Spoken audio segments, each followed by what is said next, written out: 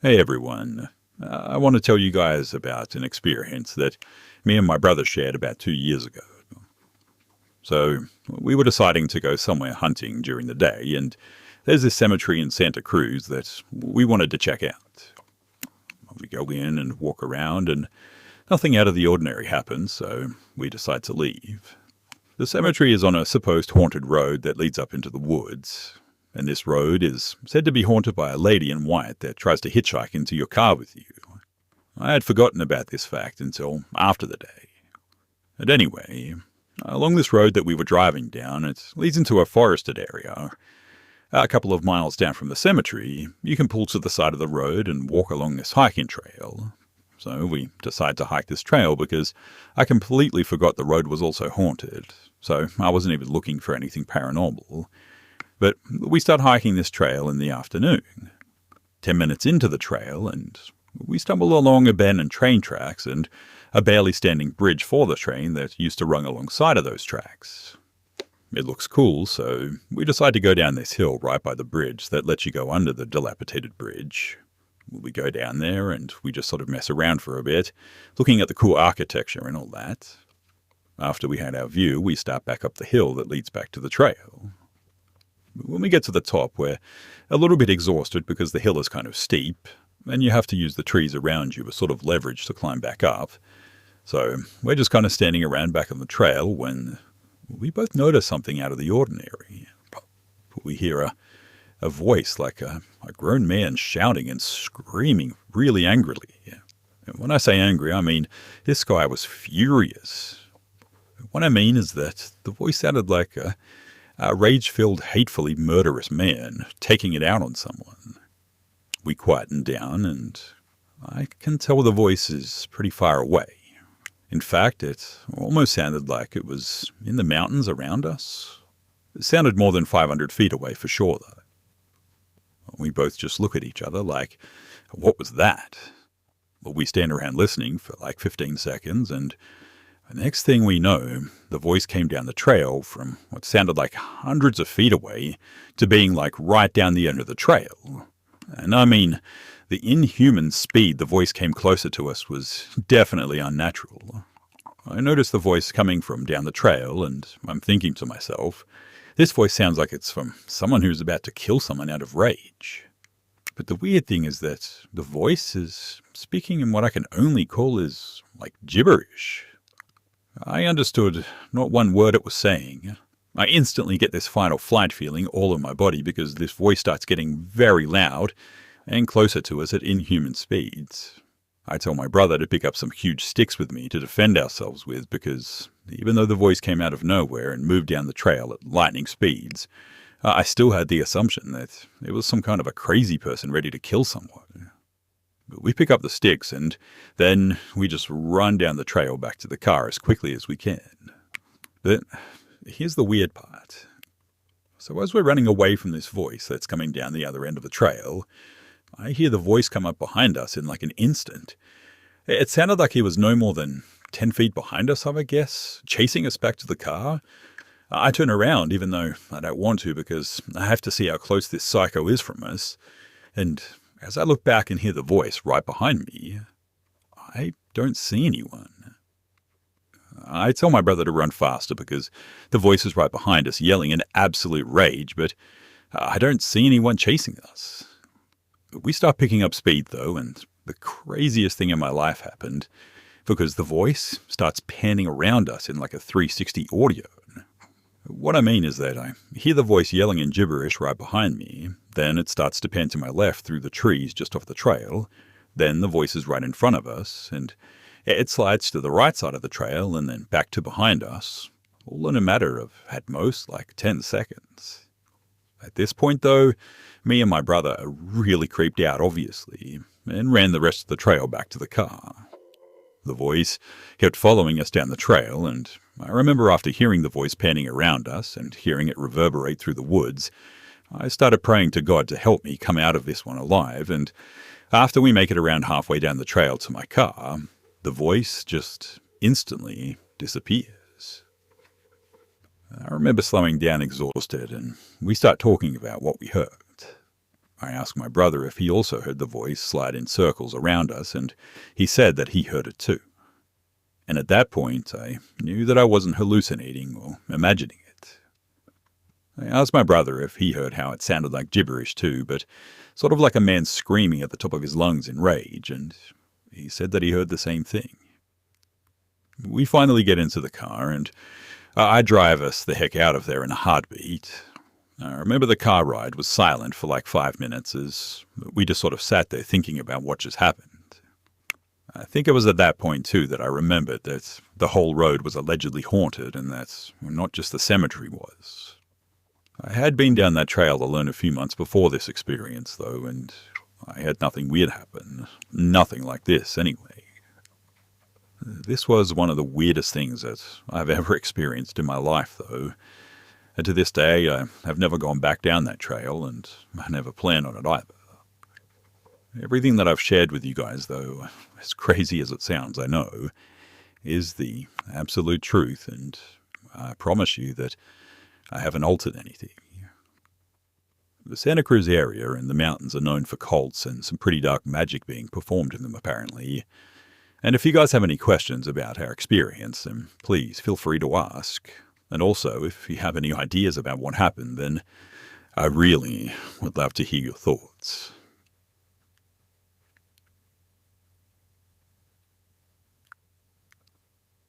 So I go to a high school with about 500 people. This happened during my sophomore year. I'm a junior now. And Mark had other issues before this happened. He started cutting his arms in class. I was sitting 2 seats away from him and watched the blood just roll down his arm. He ended up being reported to the office and was even sent to the YOC for about a month, if I'm right. The YOC is basically this youth opportunity center. It's a mental hospital sort of juvie center for kids, and he came back and he honestly seemed fine. He said that he was never really suicidal, that he only cut his arms for attention. Which made sense for him because of his kind of, messed up childhood. But on the day everything happened, I had no clue about anything. So during my 6th-hour class, the school resource officer appeared at the door of the classroom. But one of my friends was standing behind him. The SRO told my teacher that he needed me immediately. I had no clue what was going on. I just thought that I was being randomly drug tested or something, as it's pretty common in my school. I tried asking why we were going to the office in the first place, and I didn't get any response. He took the 2 of us into the conference room where 2 police officers were standing, and they questioned me first. As I walked into the room, he shut and locked the door behind me, but one of the police officers blocked the door, the other blocked the window. I was sort of petrified at this stage because I had no clue what was going on. But the conversation went like this. Have you heard anything today? About what? There were threats made against our school. Your name came up in conversation. What do you mean my name came up in conversation? I haven't heard anything. Who made the threats? And who said that I would know anything about it? Mark made the threats. When we questioned some other people, your name popped up, and they said that you might know something. Who said my name? We can't tell you. I understand that they probably couldn't tell me who said it due to confidentiality reasons, but it's so frustrating to be locked in a room with 3 police officers who are acting like you've done something wrong like that, especially when you haven't, and you don't know what is going on or who said these things. To this day, I still have no clue who mentioned me by my name. Well, I've heard nothing. The only class that I have with him is 5th period, and he wasn't there today. We don't talk outside of class either, and the only reason that we talk in that class is because, we sit at the same table, so we have to work together some days. Are you sure? I'm positive. I don't know anything. All of this is news to me as well, man. Well, okay, you're free to go. They opened the door, took my friend in, and I went back to class. I was kind of off in shock, but as soon as I walked through my class door, everyone was bombarding me with questions about what had happened. I ignored them and I put my head down for the rest of the class. But later that night, I saw on Facebook that the school had posted a message. I don't remember what it was exactly due to it being deleted quickly, but from my recollection it said something like, "Parents and students of my school. 2 students reported that another student had made threats against our school. We've handled the situation and there's nothing to worry about." The actual post was longer, but I honestly don't remember it. But I told my parents about everything that happened that day, and they immediately wanted some more information. I couldn't give it to them, obviously, and at that point, I didn't know about the hit list or even his arrest. All I knew was that SG had threatened to shoot up the school. And the next day, the crap really hit the thing. I found out that he had told people about his plans during first hour, and he was taken out of class and arrested during fourth hour. He was going to do it during fifth hour, start with the class that he was in, which I was in too, and then he would head to the cafeteria. And man, do I still get chills when I think of this very moment. During lunch, my best friend came up to me and told me about the hit list Mark wrote, and even showed her during first hour. She didn't get the chance to tell me the day before, but the other guy who was there confirmed everything as well. And they both said that I was allegedly on it. It was the third name down, and evidently he described in detail how he was going to kill me. And luckily, somebody else stopped it from happening, or else I would be dead before I even got to graduate high school. To this day, I still don't know why he could have possibly wanted to kill me like that. I barely even spoke to the guy.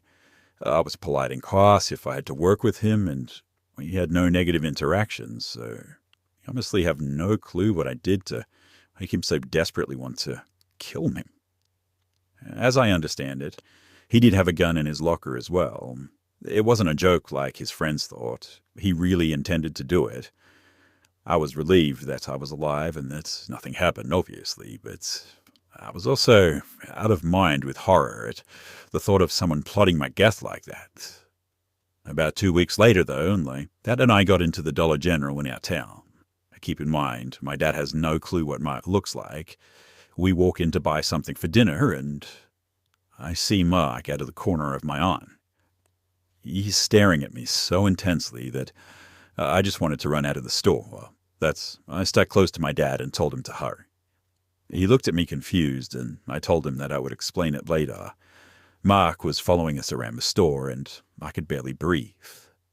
I don't have the words to describe just how scared I was, but my dad and I got what we needed, left the store, and we got in the truck.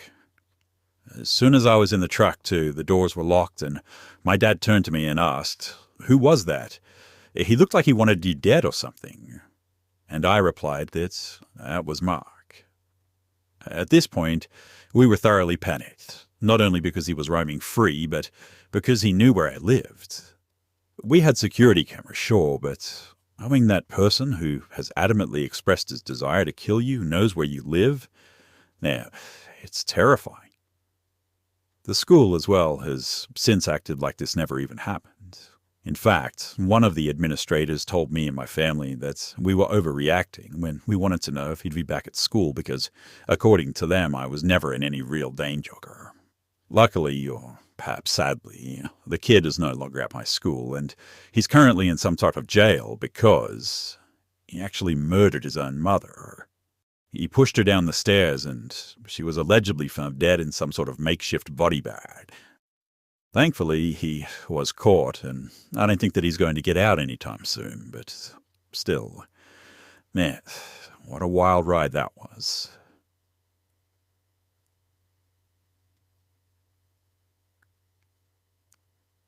In August, me and the lads got together and decided to visit an abandoned World War II barracks that was hit by bombs. I was carrying a knife on me because, well, it comes in very handy from time to time, and this is kind of vital to the story as well. So we explored the exterior in search of an entrance, until we found a smashed-in window in the east wing that wasn't hit as bad.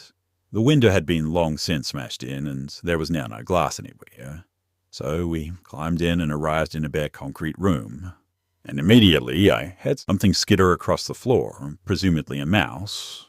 We walked through the corridors and rooms of the East Wing until we came into what we thought was the sick bay, which was in the West Wing that was hit badly by bombs. This one room that we go into has rubble around the entrance, and the wooden roof is caved in as well, and there's ash and the walls are blackened and whatnot. At the back of the room there is this sort of blackened and rusty metal desk, and the desk has a drawer in it. I try to open the drawer, but it's sort of rusted shut, so I go to pull out my knife and pry it open, but when I do, it isn't there. I assume that I must have dropped it on the way in or something, and that I would have to find it on the way out, so I use a rotting plank of wood instead and try and pry it open.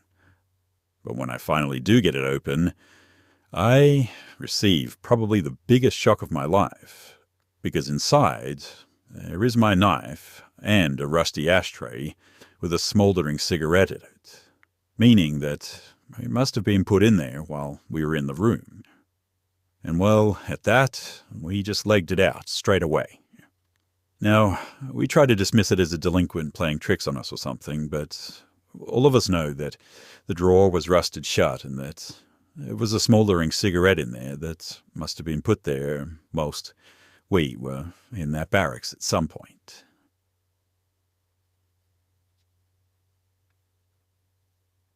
Hey everyone, I want to tell you guys about an experience that me and my brother shared about 2 years ago.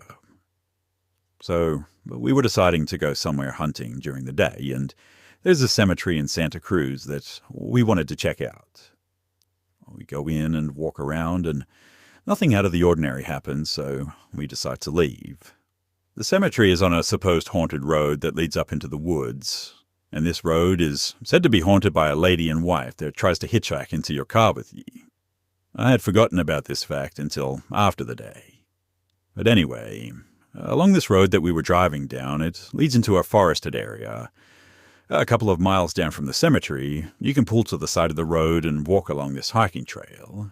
So we decide to hike this trail because I completely forgot the road was also haunted, so I wasn't even looking for anything paranormal. That we start hiking this trail in the afternoon. 10 minutes into the trail, and we stumble along a bend in train tracks and a barely standing bridge for the train that used to run alongside of those tracks. It looks cool, so we decide to go down this hill right by the bridge that lets you go under the dilapidated bridge. We go down there and we just sort of mess around for a bit, looking at the cool architecture and all that. After we had our view, we start back up the hill that leads back to the trail. When we get to the top, we're a little bit exhausted because the hill is kind of steep. Then you have to use the trees around you as sort of leverage to climb back up. So we're just kind of standing around back on the trail when we both notice something out of the ordinary. We hear a voice like a grown man shouting and screaming really angrily. And when I say angry, I mean this guy was furious. And what I mean is that the voice sounded like a rage-filled, hatefully murderous man taking it out on someone. We quietened down, and I can tell the voice is pretty far away. In fact, it almost sounded like it was in the mountains around us. It sounded more than 500 feet away for sure. We both just look at each other like, and what was that? Well, we stand around listening for like 15 seconds, and the next thing we know, the voice came down the trail from what sounded like hundreds of feet away to being like right down the end of the trail. And I mean, the inhuman speed the voice came closer to us was definitely unnatural. I noticed the voice coming from down the trail, and I'm thinking to myself, this voice sounds like it's from someone who's about to kill someone out of rage. But the weird thing is that the voice is speaking in what I can only call is like gibberish. I understood not one word it was saying. I instantly get this final flight feeling all in my body because this voice starts getting very loud and closer to us at inhuman speeds. I told my brother to pick up some huge sticks with me to defend ourselves with because even though the voice came out of nowhere and moved down the trail at lightning speeds, I still had the assumption that it was some kind of a crazy person ready to kill someone. We pick up the sticks, and then we just run down the trail back to the car as quickly as we can. Then, here's the weird part. So as we're running away from this voice that's coming down the other end of the trail, I hear the voice come up behind us in like an instant, It sounded like he was no more than 10 feet behind us, I guess, chasing us back to the car. I turn around, even though I don't want to, because I have to see how close this psycho is from us. And as I look back and hear the voice right behind me, I don't see anyone. I tell my brother to run faster because the voice is right behind us, yelling in absolute rage, but I don't see anyone chasing us. But we start picking up speed, though, and the craziest thing in my life happened because the voice stops panning around us in like a 360 Oreo. What I mean is that I hear the voice yelling in gibberish right behind me, then it starts to pan to my left through the trees just off the trail, then the voice is right in front of us, and it slides to the right side of the trail and then back to behind us, all in a matter of, at most, like 10 seconds. At this point, though, me and my brother are really creeped out, obviously, and ran the rest of the trail back to the car. The voice kept following us down the trail, and I remember after hearing the voice panning around us and hearing it reverberate through the woods, I started praying to God to help me come out of this one alive, and after we make it around halfway down the trail to my car, the voice just instantly disappears. I remember slowing down exhausted, and we start talking about what we heard. I asked my brother if he also heard the voice slide in circles around us, and he said that he heard it too. And at that point, I knew that I wasn't hallucinating anymore, imagining it. I asked my brother if he heard how it sounded like gibberish too, but sort of like a man screaming at the top of his lungs in rage, and he said that he heard the same thing. We finally get into the car, and I drive us the heck out of there in a heartbeat. I remember the car ride was silent for like 5 minutes as we just sort of sat there thinking about what just happened. I think it was at that point, too, that I remembered that the whole road was allegedly haunted and that not just the cemetery was. I had been down that trail alone a few months before this experience, though, and I had nothing weird happen. Nothing like this, anyway. This was one of the weirdest things that I've ever experienced in my life, though. And to this day, I have never gone back down that trail, and I never plan on it. Everything that I've shared with you guys, though, as crazy as it sounds, I know, is the absolute truth, and I promise you that I have an alternate theory. The Santa Cruz area and the mountains are known for cults and some pretty dark magic being performed in them, apparently. And if you guys have any questions about our experience, then please feel free to ask. And also, if you have any ideas about what happened, then I really would love to hear your thoughts.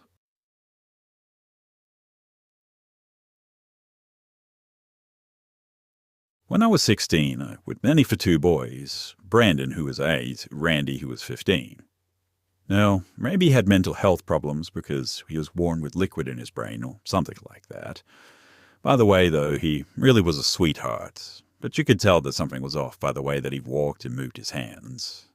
They also had a dog, Gunner, that was an Akita and Yellow Lab mixed. This dog was huge and very protective.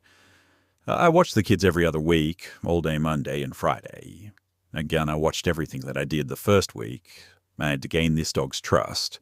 That first week, the dog made me uneasy because if I was with the kids and they'd start being loud and rambunctious, he would get between me and the boys and start growling. And this happened even if I wasn't playing with them and happened to be Neil. Gunner learned to trust me pretty quickly, though, and there were 2 times that Gunner actually saved our lives. So, the boys lived in a pretty rough neighborhood, but not scary or anything, but just rough around the edges. We went for a walk to the playground a couple of blocks away, and a white van slows down by us. There were a bunch of ghetto guys yelling at us from the windows, saying inappropriate things to me, the female, and calling Randy horrible names about his condition. I said, "Just ignore them, guys," in a sort of hushed voice as I shifted and pulled myself and Gunner between the kids. Gunner, though, didn't take his eyes off the van full of the tension pulled the fur on his back straight up, signaling to us that he was in protective mode. As the man kept yelling at us, I pulled my phone out and started dialing 911, but I didn't hit send before Brandon started yelling back, defending his brother. And then everything happened so quickly. The slider back door to the van opened and the 2 men jumped out. I remember screaming "run" at the boys just as Gunnar ripped himself free from my grip on his leash, and everyone started running except me. The boys sprinted home, the dog sprinted towards the van, and I frantically tried dialing 911. Gunnar chased the men back into the van, nearly grabbing the leg of one of the men, and they sped off. Gunnar received a lot of treats and praises when we returned home that day, let me tell you. But the second time, this one still really freaks me out. So, I was allowed to have friends stop by since I practically lived there anyway, and the boys liked hanging out with my wholesome teenage friends too. If it was a male, though, I would always have to go outside and hug them like Gunnar could see and talk to them for a few minutes on the porch. Gunnar would sort of assess them. Normally he would let them inside without trouble after that, but there was one friend that he just wouldn't let inside without coaxing. Gunnar would never actually bite anyone unless they attacked, or just for context, but one day a man came to the door, knocked and said that he had to drop something off for their mom who was supposedly expecting. We could see through the window that he seemed like a gentleman and was really nice. But as I approached the door, Gunnar sort of cut me off. He started barking at the door insanely. His back stood higher than my hips, mind you, and at the time I was a pretty small girl, and the dog just sort of forced me back. Gunnar literally prevented me from being able to reach the doorknob. He was gentle with me, but still forceful. I yelled back to the guy to leave whatever it was on the porch, but he seemed pretty insistent, saying things like, "Can you really not just unlock the door for a minute? Come on, Randy knows me," etc. But in the end, I just had to tell him that I physically couldn't get to the door, so I could call the mum for him if he wanted. But then the man got really weird and was like, "Oh no, that's not necessary. I'll just go back another time, okay?" And just sort of rushed off. Anyway, the guy had some distinct features, and when I described him to the mum later, she informed me that she had no idea who he was and that she wasn't expecting anything. We never did find out who he was either, and he never did come back. But anyway, I think Gunnar was onto something that day, and I'm sure glad that he was there.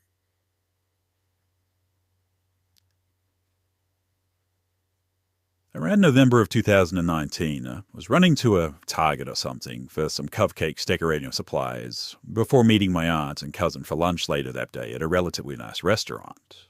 This being the case, I was slightly dressed up. Nothing too fancy, but I did look slightly older. It was around 10 in the morning, and I was walking to my car from Target.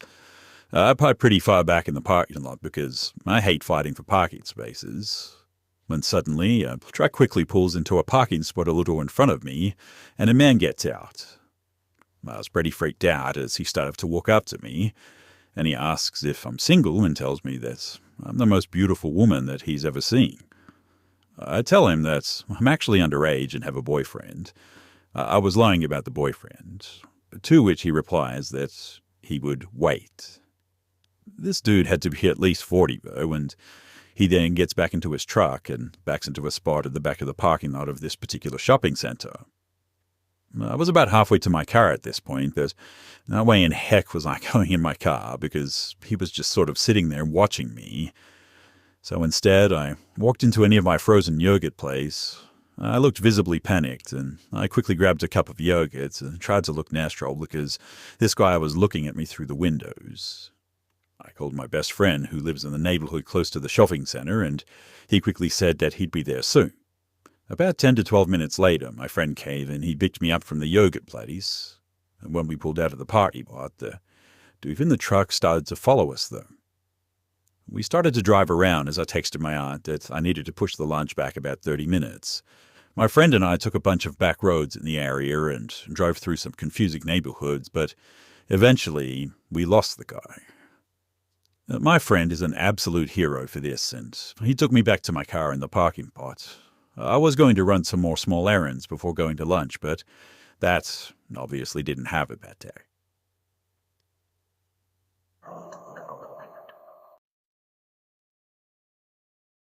For a bit of background, I actually live in a pretty rural area. Not too rural, where the nearest house was like a mile away or something, but definitely the backroads of a small town.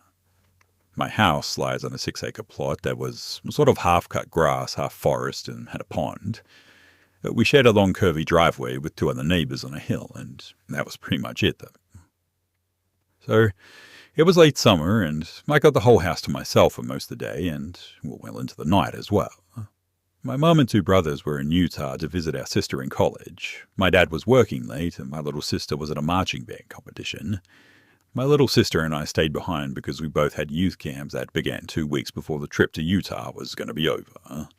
But anyway, it was around 10 p.m. and I was just sort of hanging out in the living room where the computer was located watching some YouTube.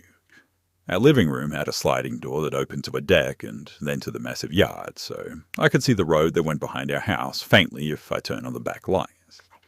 I started to get hungry at some point, and so I got up from the living room and walked to the kitchen to grab a snack. The kitchen had a few windows, so I could look out in the front lawn and the driveway. I peeked out because I was bored, and I saw a black truck drive by the road at the bottom of the hill slowly, which was strange considering that I've only seen people speed down at pushing 70 miles per hour. It's the back road, so no cops ever come by. In the end, I just sort of shrugged it off and went back to watching some YouTube in the living room, but my eyes kept drifting out to the road behind our house where I keep seeing this black truck. I wouldn't have thought anything of it, but that street was actually a dead end, so a truck driving up and down it at like 10 p.m. was a little bit weird. I was getting pretty tired, though, and so I went upstairs to my bedroom, which also had a very good view of the backyard, but it was pretty dark, so hard to see. I don't really remember what time it was when I heard an engine rev at what seemed to be out of the shared driveway. I kind of bolted up, and being the paranoid person that I was, I assumed the worst. And quite frankly, I think it was my paranoia that actually saved me this day, because I crept down the stairs to get a look to smooth myself over and prove that nothing was there. Looking at the kitchen window, I saw the black truck in my part of the driveway, headlights off and faint shadows of 2 guys climbing out. Freaking out now, I paced a bit, trying to think, but nothing more came to my mind than to grab a knife and hide. And so that's what I did in the end. I hid behind a corner next to the door, and I heard 2 knocks. Once they faded away, I heard the door handle begin to jiggle, and I took a deep breath and yelled out, "I have a weapon! Get away from my house, or else I'll use it!" I said this so loud, too, that I probably woke up both the neighbors by the simple volume of it. A moment later, I heard the faintest, "Oh crap," and then soon after, the sound of tires quickly going down the dirt driveway and fading away. I was so scared that I was shaking, but around midnight, my dad finally came home with my little sister, who also got first place, props to her, and I didn't speak anything of it yet. Most people trying to break in will run off when they find out someone is still home, so making any noise will raise your chances to avoid a robbery. If I wasn't so paranoid, though, that I had to go and check to calm myself down like I did, I probably would have been in much more danger.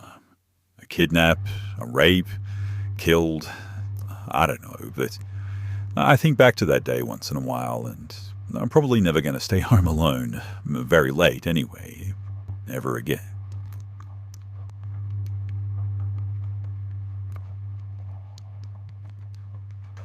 My parents had a friend who was a single mother of a child around my age, just a year older. And because of that, we obviously got to hang out together on multiple occasions for years on end. When we were around 7 or 8 years old, though, my mum let her have her first sleepover at my house. Everything was doing fine. That is, until the sun went down. So we wanted to stay up extra late that night, and so we snuck out of my room to play some more after my parents went to bed. After a while of sneaking around, we decided that we wanted to eat some cereal. I was going through a phase at the time, too, where all I wanted to eat was Captain Crunch. And like lots of families, we had our main fridge in our kitchen and another in our basement. At the time, our basement was unfinished. It was huge, almost the size of our whole house, in fact, with 3 concrete walls and one that was made of a huge grey brick. Our laundry room, if you could call it that, was in the top right corner, behind some wooden slat stairs with the gaps between them and against the brick wall. The laundry room wasn't actually a laundry room. just a corner with a washer or dryer, and the extra fridge on the square of carpet that we laid out so it was softer to stand on than the cold concrete floor when we did the laundry. I was naturally terrified of the basement as a kid as well, because the corner underneath our wooden stairs had just a single light bulb hanging freely over the laundry room. The brick wall, which was to the right of the laundry appliances, also had a huge brick missing up by the exposed ceiling, with all the creepy tubes and the pink fluffy insulation and all that stuff. There was also a crawl space on the other side of the brick wall. Nothing really interesting there, and I wasn't really ever allowed to see over it, but that didn't stop my child brain from imagining stuff on the other side. Obviously, I didn't go down there for my irrational fear of the creepy basement.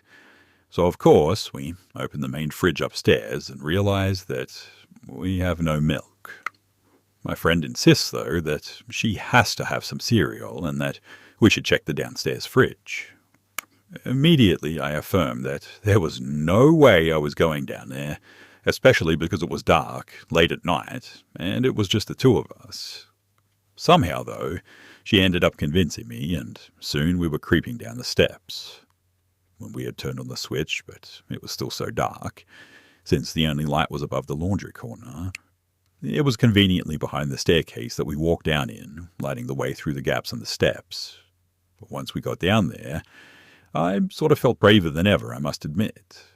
I got that childlike surge of adrenaline, I guess, and I thought that I was the toughest kid ever.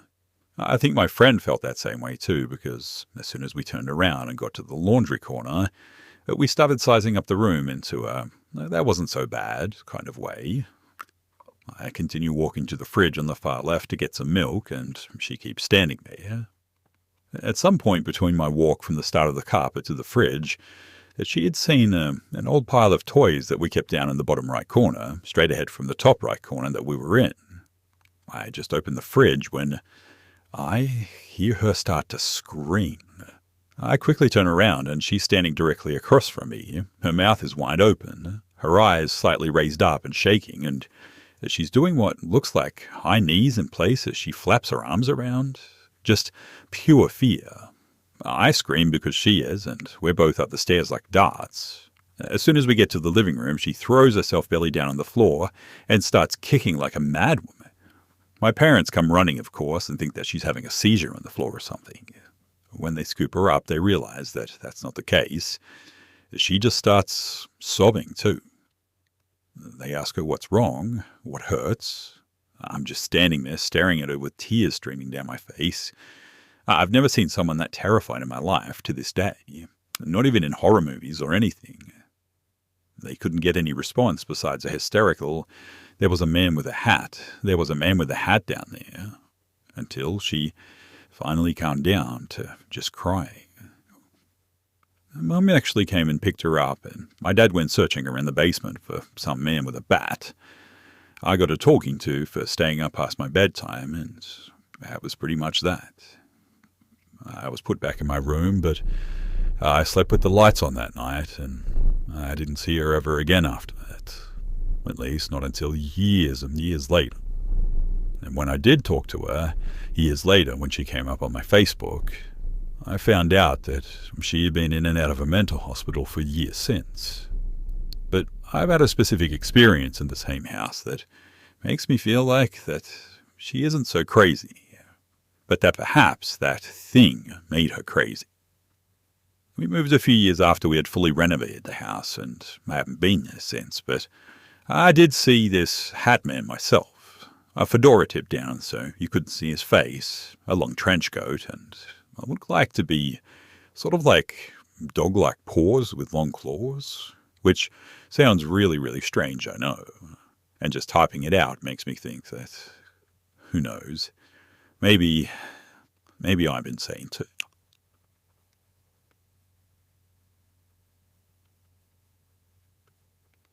This is a story about a man named John that I met while working retail.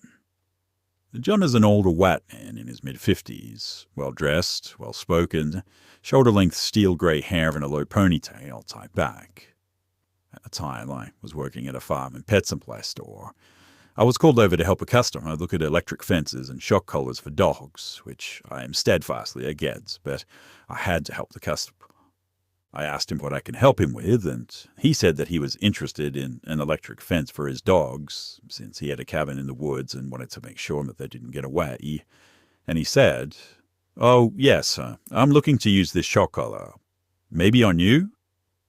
I really creeped out. I tried to laugh it off and tell him no thank you. I finally got someone who knew more than I did, and I thought that would be the end of it, but of course it wasn't. The next time that he saw me, he said, "I've been looking for you. I bought what I wanted. It didn't know what you said. I wanted to slap you the next time that I saw you." I told him that if he ever did hit me, that I would absolutely hit it back. So then a few days later, he told me that he would really, really like to take me out to lunch one day, and I politely declined. We'd come into the store and look for me. I'd see him before he sold me. And one day I saw him first. I hit him until I thought that he'd left, but no, he found me in the back of my department. He said, "Oh, just so you know, I'm not dressed up for you today. I have a meeting with the bank, but if I didn't, I'd be taking you out for lunch. You know, I can tell you dyed your hair. You look so beautiful, but that doesn't mean anything to you, does it? But you know what? It might have made something if you liked me back." He was never banned from the store, even after one of my managers heard him say these things to me, but my co-workers would tell me when he was in the store and help me get away from him until he left. I haven't seen him since I quit, and I'm really thankful for that, because, he one weird dude.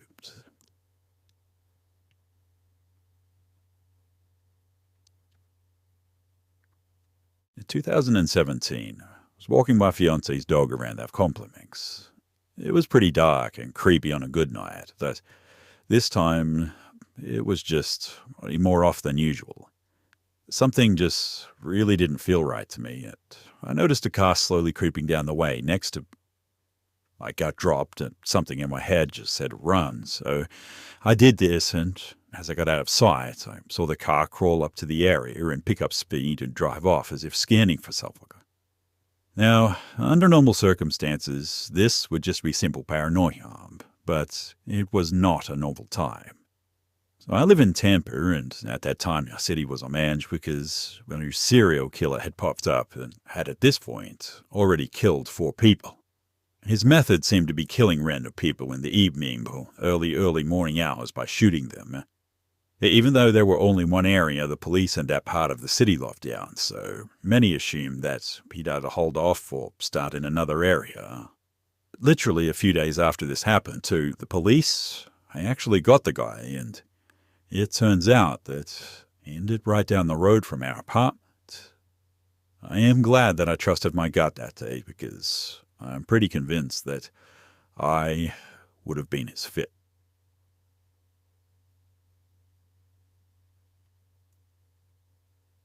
This past year was mine and my boyfriend's 4-year anniversary.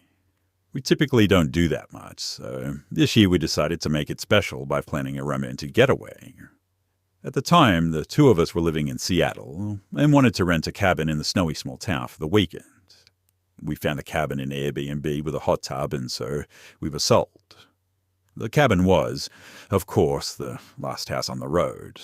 To get to it, you had to drive down a sort of small removed private road that ended in a roundabout, and off the roundabout was a long uphill driveway leading up to our cabin.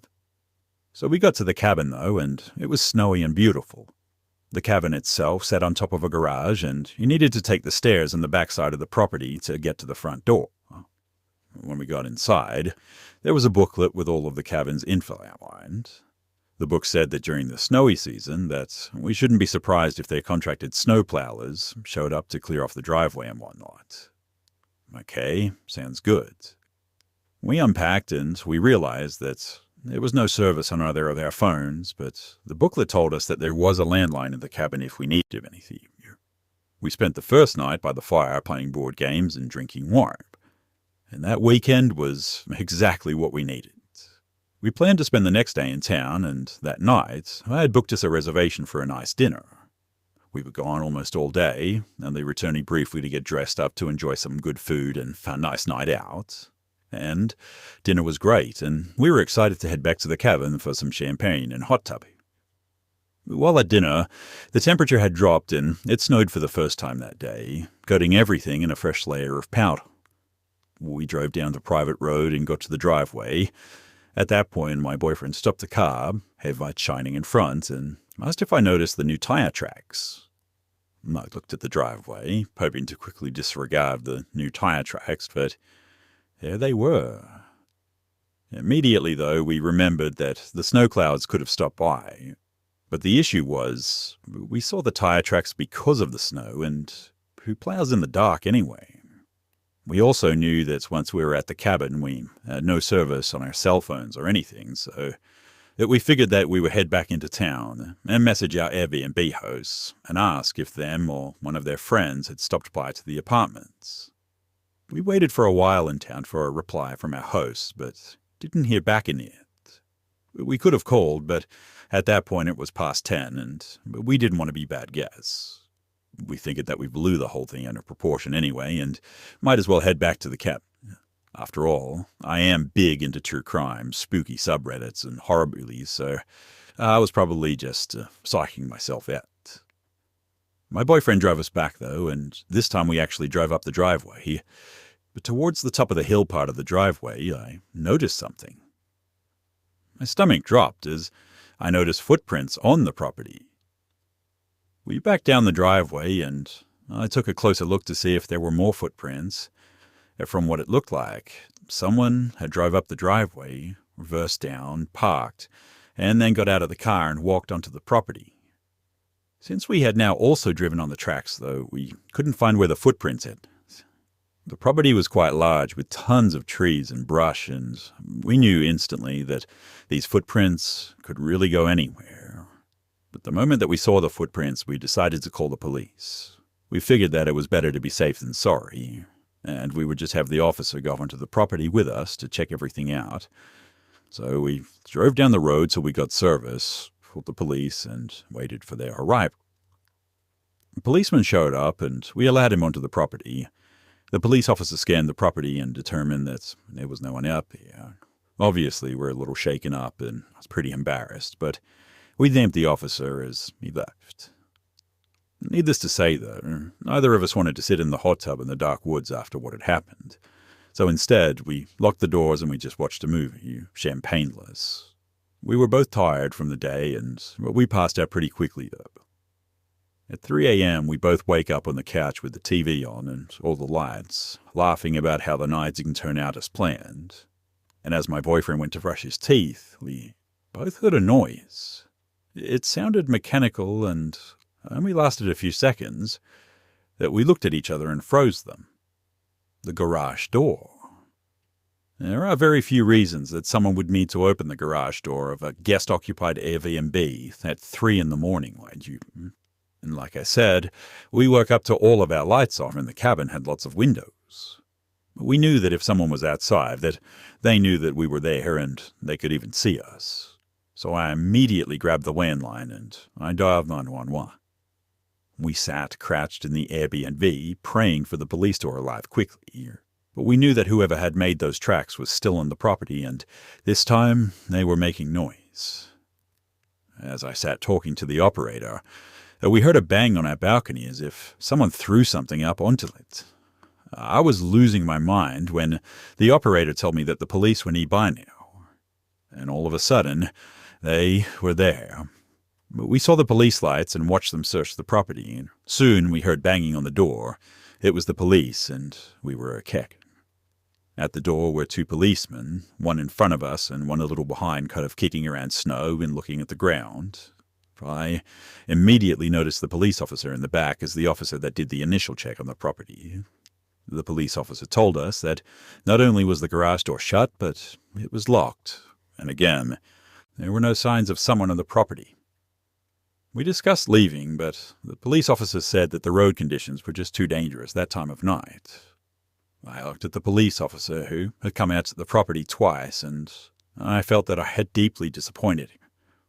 But my boyfriend and I went back inside, though, and again locking all the doors and trying to go to sleep.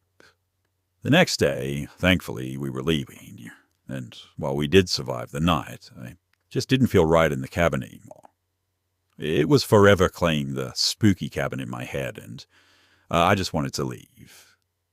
As we packed, we heard that same noise that we heard at 3 a.m., and it turned out that it was the heater. A heater that sounds just like a garage door trying to be opened. My boyfriend looked at me and immediately said, "You need to give up your Mo shows," and just walked away, as if I'm going to. But I think back on this story a lot, and am embarrassed about how little came out of it, but I'm also incredibly grateful for the same reason. And although there are some explanations for some of the noises, where those tracks came from and why someone came up so late at night along our driveway, but we both still admit that we don't have those answers.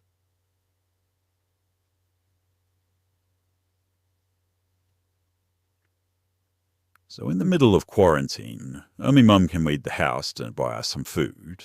And yesterday morning, at around 9 a.m., Mum said that she's going to go and get some food for lunch, and she said that she might be back home late, and then she left.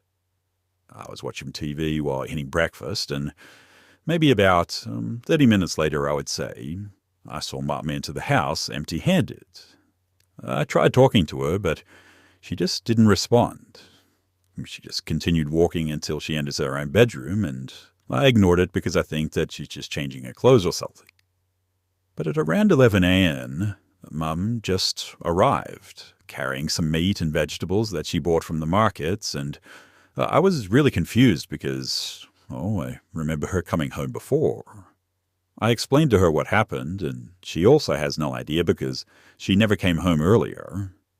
I went to enter her bedroom to see if there was anybody inside, but she didn't see any. There was no one in her bedroom, and also her bedroom stayed the same as after she had left the house, so I'm pretty sure that it wasn't some random thief or something. This left her confused, though, and she said that I was just having hallucinations, or that maybe I should go see a psychiatrist or something, but I don't know. What do you guys think?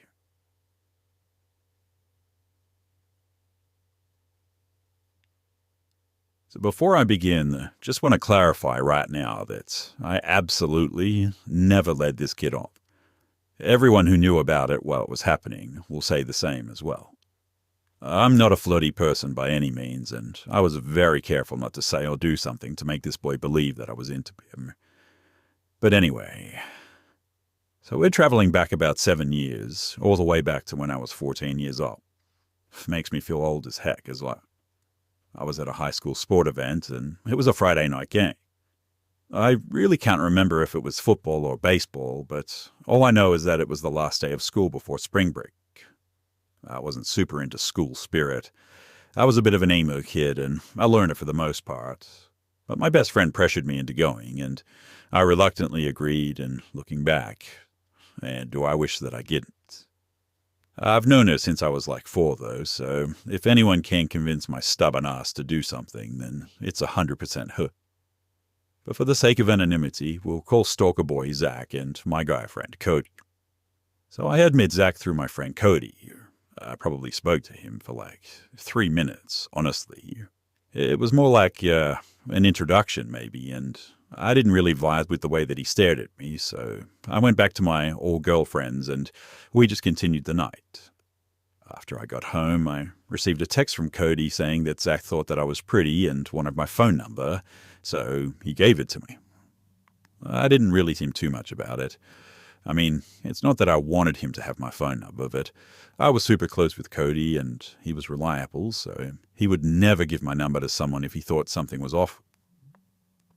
I wake up the next day on a Saturday and everything's fine. Towards the afternoon, I received a text saying, "Hey, it's Zach. I got your number from Cody." So we did some small talk, basically.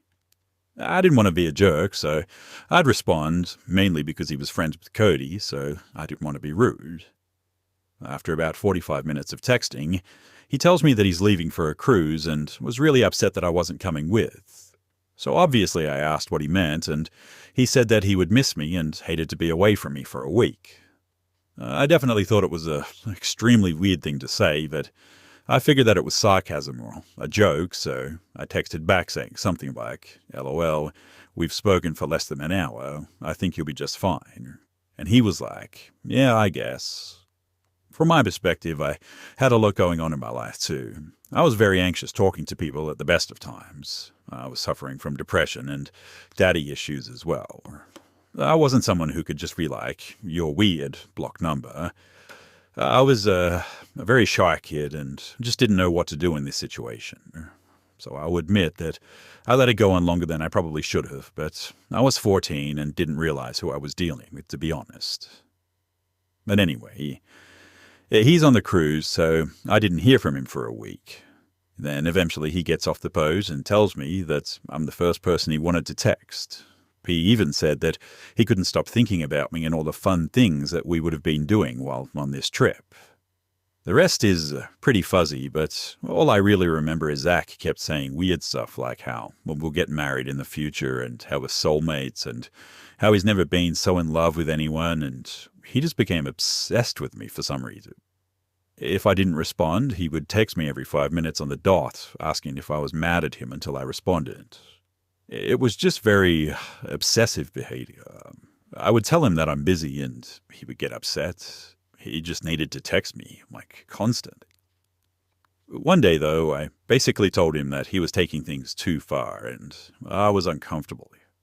I said that I was sorry if I had somehow let him on, but I think of him just as a friend. He definitely didn't like that response, by any means.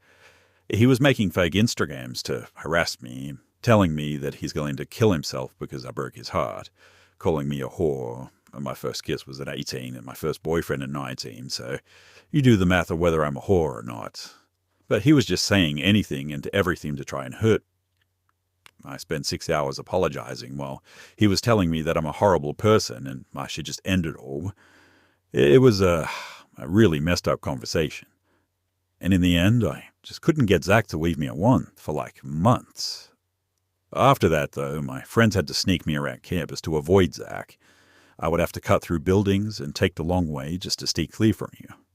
Eventually, though, after a few months, he stopped harassing me online, and I actually thought that I was free.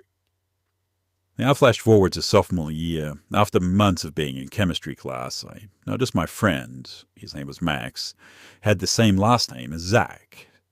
It's a pretty uncommon last name as well, so it was a bit like a light bulb turned on in my brain, and I immediately asked if they were related. He rolled his eyes and said, "Oh yeah." And I was like, wow. We ended up chatting, and apparently I'm not the only girl that Zach would harass.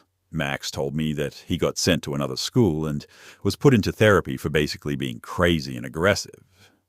Zach, unfortunately, was extremely abusive towards Max. I was relieved that he was sent away after hearing that. Max was definitely more relieved that he was sent away as well. And it also made a lot of sense as to why the harassment just stopped so suddenly. Now we're entering junior year, though, and Max had informed me that his brother was enrolled back at our high school. Thankfully, I had a heads up, but nothing would prepare me for when I actually saw him face to face. So I walk into English class, and yes, who's sitting in my classroom? Yep, it's Zach. The second that we made eye contact, too, he smiled the creepiest smile I've ever seen.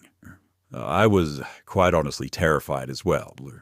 Thankfully, he never spoke to me or harassed me, but he did spend every class just sort of staring at me with that scary grin on his face. And as much as I wish that I was making this up, unfortunately, these are all true events that really affected me in high school. When my friend brought it up the other day, it honestly felt like a fever dream, like I just forgot that it was real. It was really hard spending 2 whole years of high school terrified of bumping into him, not knowing what he would do, especially after finding out everything that his brother Max went through, which I won't go into detail, but man, it was horrible. Thankfully, though, it's been years since I've had to deal with him again, and for that, I guess I should count my lucky stars.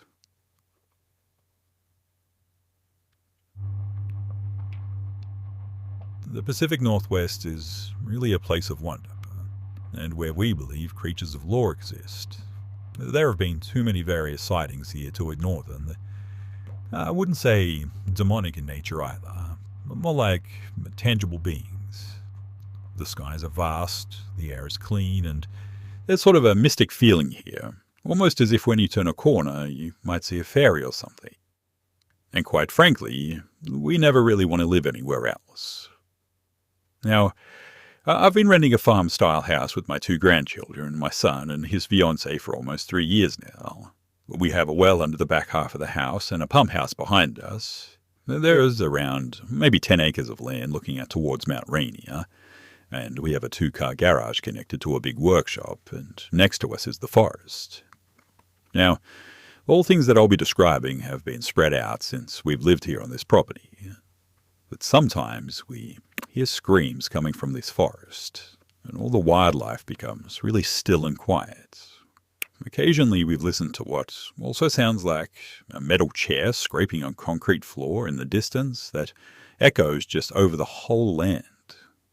I've talked to the young man and his brother who currently live on the same lot but closer to the forest, and they told me that they've definitely heard it too, but they stay in after dark because it just feels like they're being watched. In fact, they all think that there's something just off with this land. His brother also shared that he sees what he describes as a demon boy in his room and other places in the house.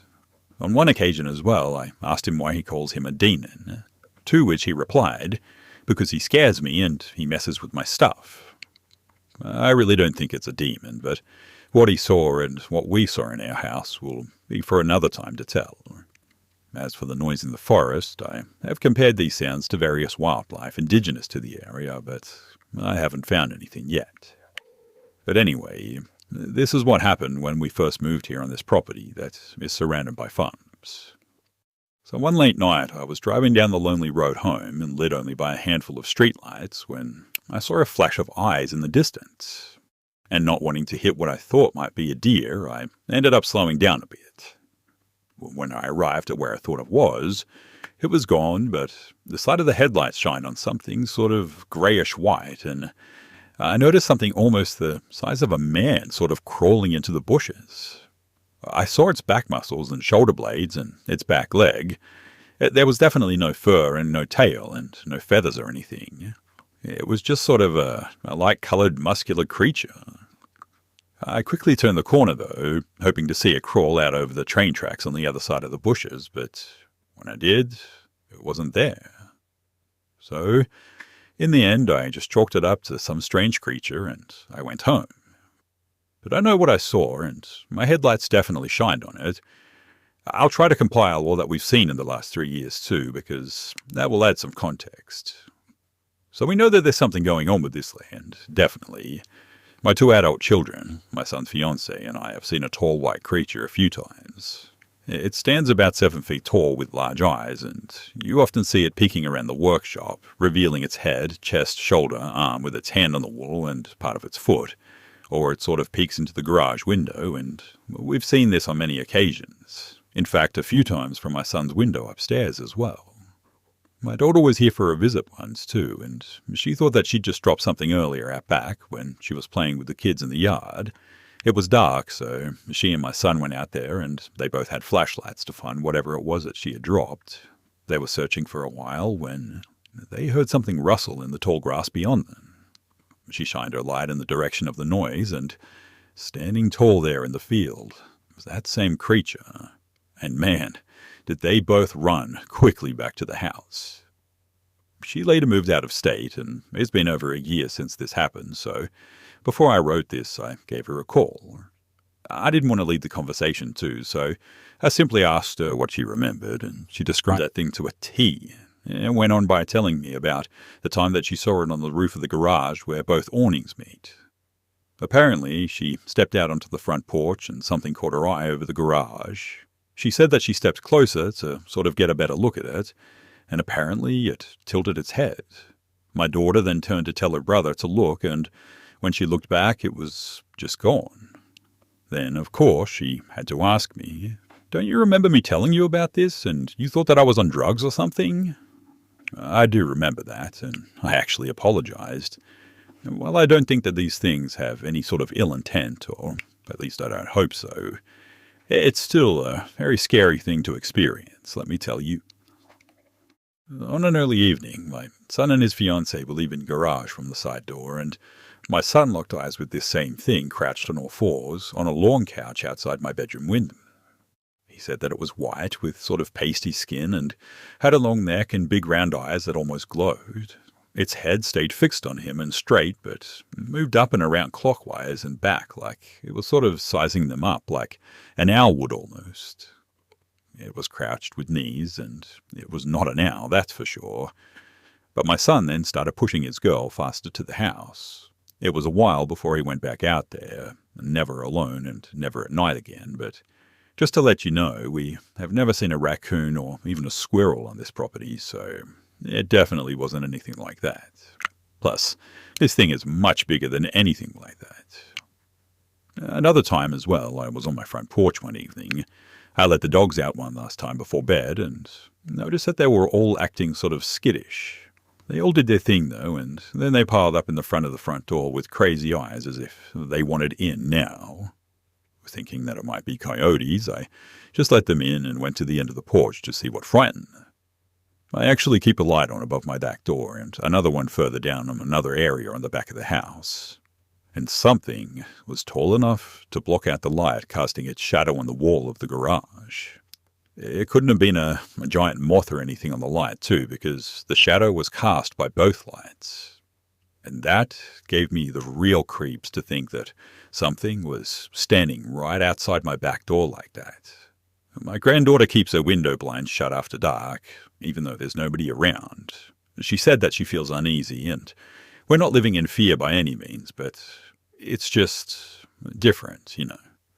This hasn't been an everyday occurrence or anything like that, but it's enough to take notice, for sure.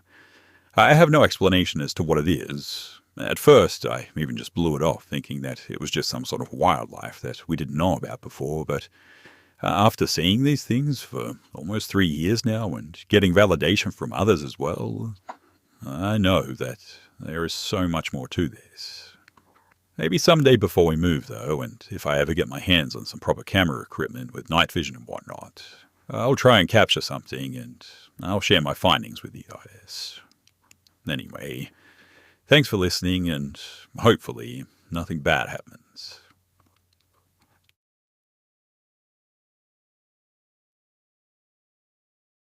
This story happened when I was in college. There was just something about my early years in college, too, that just seemed to bring on a slew of experiences that range from creepy to terrifying. I don't know what it was about that time in my life, but this experience was somewhere in the middle of that spectrum. So one night at the beginning of summer, following my freshman year of college, some of my high school friends and I were going to a party. We hadn't seen a ton of each other in the preceding years because of us all being away at college and whatnot, mostly just during school breaks and a few random weekends here and there, so we were all feeling kind of giddy at having the whole summer together. I wouldn't have normally gone to this party too, hosted by someone else that we went to high school with, but they all wanted to go and I wanted to hang out with them, so I ended up agreeing. And this was not the mistake that I made in this story either. That would come later this night.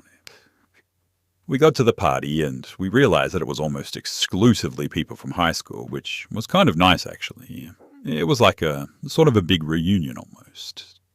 Soon my prior inhibitions were gone, and that was only partially because I started throwing back screwdrivers the moment that I got there. But a couple of hours later I was more than a little tipsy. No, I was definitely not full-on drunk, and for sure not fully plastered yet, which would prove to be my saving grace in the story, in fact. After a while, a group of my friends decided to split off. The host of this party, Stephanie, lived in her parents' house still, and it was in the middle of nowhere, basically near a forest. The forest at night both scare and enthrall me, so drunk me suggested that we go exploring. This is something that my friends would never let me live down, like, ever. But anyway, this group, Lauren, Hillary, Jared, Alex, Hugo, Dean, and the hostess Stephanie, plus myself obviously, decided to go on to a midnight walk through the woods. It was pretty creepy, not gonna lie, but in a sort of cool way. At least I thought so. A couple of people in the group, namely Hillary and Alex, were pretty afraid, but Hillary went because her best friend was Lauren, and Alex had a thing for Hillary and Lauren as well, which was a whole thing in and of itself, and not the point of this story. But because they were both there, I thought that I should mention it. They kept making comments about how creeped out they were, and I just kept telling them to relax a bit. No one else is out here, I told them. Well, let's just enjoy this time together. Being drunk makes me weirdly sentimental. But we walked through the forest for a bit, and then we came into this clearing with a lake and a dock and tall grass and all that sort of stuff, plus a shed and what turned out to be a boathouse, I think, both of which had definitely seen better days. Now, Stephanie and I were definitely not exceedingly close, so this was my first time exploring this forest, but Dean and Hugo had been here before and remembered this place. They mentioned that they thought that Stephanie's parents forbade them from going back here because it wasn't their property, which was true. And it was like suddenly Stephanie realized where we were. I wasn't the only drunk one, okay? And her eyes got super wide, and she looked really nervous all of a sudden. Not scared exactly, but more like worried that we get in trouble. And she said that we should go back. I told her that everything was fine, since we can totally trust the judgment of a drunk person, and because everyone else was drunk, they all agreed with me, and save for Steph, but she was outnumbered and not about to go back home alone. Even Hillary and Alex were okay with staying, and because logic is a friend to drunk people everywhere, I suggested that we play hide and seek, and mostly everyone agreed. Honestly, too, I don't know why people kept listening to me. It was weird, but if I'd been sober, this was the kind of place that I would have been kind of freaked out about. In a cool way, sure, but not in a let's play hide and seek kind of way. And this is where things took a turn for the worse. So Hugo was forced to be it because we were terrible and told him that he didn't have a choice. So we went into the woods and he counted while we ran in to hide. I saw Dean dart into the shed, but everybody else ran into the woods. I decided to duck down in the tall grass, which varied in height. Sometimes I could kneel, and sometimes I had to be on my stomach to be totally concealed. But as I was hiding, I heard voices from the trees nearby, whispers like the speakers were trying not to be heard. I was curious, so I made my way towards the voices, first on my hands and knees, and then eventually army crawling as the grass got shorter. And I nearly crapped myself when I ran into Stephanie in the grass, who turned out to be doing the exact same thing as me. When we got closer, we realized that it was Lauren and Jared, and that was how Steph and I realized they liked each other. We were listening to the flirt and looking at each other hopefully, and I swear we had a telepathic conversation about how good they would be together, but that was when we heard someone barreling towards us through the grass. Heart pounding, I turned to see who it was, just as Hugo threw himself down next to Stephanie and me, and he looked terrified. "Hugo, what the heck, man?" I whisper-hissed, because there was no way that he counted as high as we were making it. We were being real jerks to Hugo that night. I feel sorry for him too, but he first looked around frantically, but then he told us what had him spooked. I will never forget this because of the sheer terror that I saw in Hugo's face that night, and I heard in his voice too. "Guys, there's something in the woods," he told us. Stephanie tried to tell him that it was probably somebody else from the party, but Hugo said no. He said that he'd seen the guy and hid behind a tree, and this guy seemed to be in his 40s. He said the guy looked rough too, and he just had a bad feeling, so he booked it. And in the end, it was just sort of happen chance that he found Stephanie and me in the grass like that. "Listen, he's looking for something, or someone," Hugo said, telling us that the guy was shining a flashlight around. And as if on cue, someone came walking out of the woods, and then he called out, "Hey Jim, you out there?" He sounded kind of angry, and now I felt stone cold sober. This wasn't right. And it was about to get a lot worse because that was when we saw the shadow of someone rowing a boat down the lake toward the dock. The first guy walked onto the dock to meet this guy, Jim presumably, and I heard him demand, "Where is he?" The first guy sounded angry, like he was expecting another person to be there too, and the second guy, Jim, informed the first, "Oh, listen man, I screwed up." They proceeded to argue, though I couldn't hear what they were saying, and then they went into the boathouse. I was pretty sure that nobody had hidden in there, but I was worried about that, plus the fact that two shifty guys were doing what seemed to be pretty shifty things. We needed to get out of there, in other words. I knew that. But Dean was unfortunately still in the shed, which was too close to the boathouse for comfort, given the situation. Lauren and Jared were now making out and totally oblivious to the whole thing, and Hillary and Alex were who knows where. Why had I suggested hide-and-seek in the first place? I'll never know. But that was what I kept asking myself while I tried to formulate a plan. Then we heard someone running through the woods, but like they were trying to do so quietly, and I turned to see Hillary. It looked like she was trying to find somewhere else to hide, unaware of what was happening, and I saw her run towards the boathouse. And it was like time stopped, and I didn't know what to do, or how to stop her, or what to say. Honestly, I just froze, but then Hillary hesitated when she got to the door. She would later tell us that the voices she heard inside gave her a pause to think, thank God. And then the door swung open. It was honestly like something out of a movie, too. Hillary was now hiding behind the open door, and the first guy stood in the doorway looking around. Looking back, I think he must have heard Hillary, who was not being nearly as quiet as she thought that she was. If he closed that door from the outside, then he would definitely see Hillary, and then we would all be truly screwed. Luckily, he went back inside, though, and thankfully he closed the door as well. We had to get the heck out of there, though, but we still had to get Dean somehow, Lauren and Jared as well, and find Alex. We didn't have a lot of time. I didn't think anyway, so we had to be quick. And then, suddenly, Hugo stood up, cupped his hands around his mouth, and bellowed out a caw. He apparently thought that we were in a movie, and I just looked at him with a what the heck Hugo expression on my face. It was not what I would have done, but I'll be damned. It actually worked. Hillary came sprinting towards us, as did Alex, who had been hiding behind the boathouse the whole time. Likewise, Dean emerged from the shed, and Lauren and Jared detached themselves from each other. But alas, the two men in the boathouse heard us too and came busting out. But by that point, we were all sprinting away.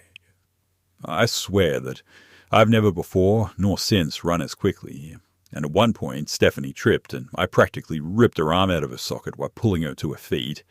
Sorry, Steph. The guys chased us for a bit at least, though I don't know how long, because we just kept running until we got back to Stephanie's house. The party was still going, and the men hadn't followed us beyond the woods, but we were too freaked out to stay. I called my brother, who came to pick us up, and we all left. Even Stephanie, who left the house unattended save for the drunk partygoers, ended up going as well. We spent the night at my brother's house that night, and then we went back to Steph's house to clean up the next day because, honestly, this experience kind of bonded us in a weird way. Lauren and Jared are actually married now. Hillary and Alex were both in the wedding. Alex even briefly mentioned this incident in his speech. I lived with Dean for a bit following college, and Hugo is one of my best friends now, as is Stephanie, which is weird because we weren't really friends before that. But I swear that we thought that we were honestly going to die that night, all of us, except maybe Lauren and Jared. Even Dean heard what was happening outside the shed and was waiting for the right time to make his escape. And you can't really go through something like that and not come out close. It's strange too, but also kind of nice. Like, we have this shared history, which was true before this because of going to school together, but it's just different now. I did want to go back to investigate in the light of day as well, but only Dean wanted to go with me, and I thought that maybe that wasn't enough people if we ran into trouble. I was still pretty spooked, though intrigued. Stephanie told us later, though, that she had told her dad when her parents got home later that day, and he and a few of his friends went back there and didn't find anything out of the ordinary, and they moved shortly after, but not because of this. So we never actually found out exactly what happened there. But we've also never forgotten it. In conclusion, though, like I said, we really don't know what happened that night. Whatever those guys were up to, it was definitely no good. And the fact that they chased us through the forest like that, without yelling at us or trying to capture our attention or something, says to me that they were trying to capture us quietly.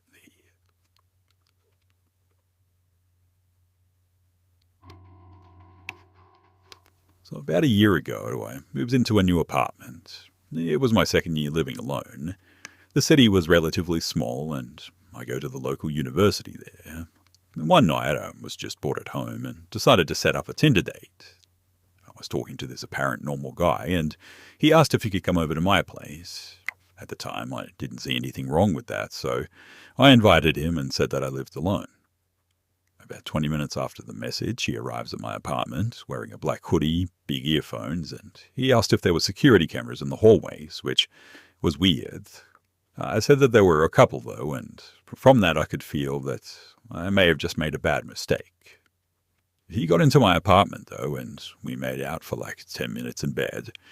Then he asked if he could try some of his kinks on me. At that moment, I wasn't thinking rationally anymore, and I said, sure. And he started biting my neck, my chest, and my legs, and then he started with some really weird stuff.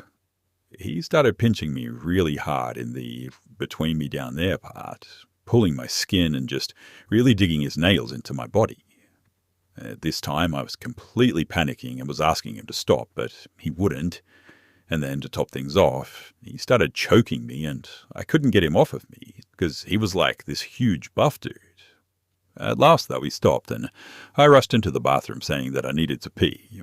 In no time as well, I grabbed a knife, locked myself in the bathroom, and called my other friends to come and help me. I got out and told him to get out of my apartment, or I would call the police.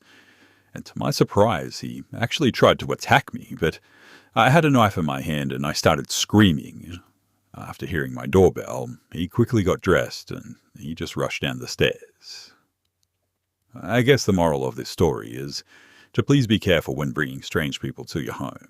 This scared me for life, and I never, ever will be going on another Tinder date again. So this happened a few months ago. A new guy joined my boarding school, and he was a skinny dude that, even though he seemed a little bit off, he was extremely nice. But anyway, we immediately hit it off quite well since we had pretty similar music taste. He was a little bit weird, but overall a charming normal dude. He wouldn't get along with most people though, so I felt some sort of responsibility, I guess you could say, to make him feel welcome and at home. I would help him out with cigarettes when he needed any, and generally I was just very kind to him.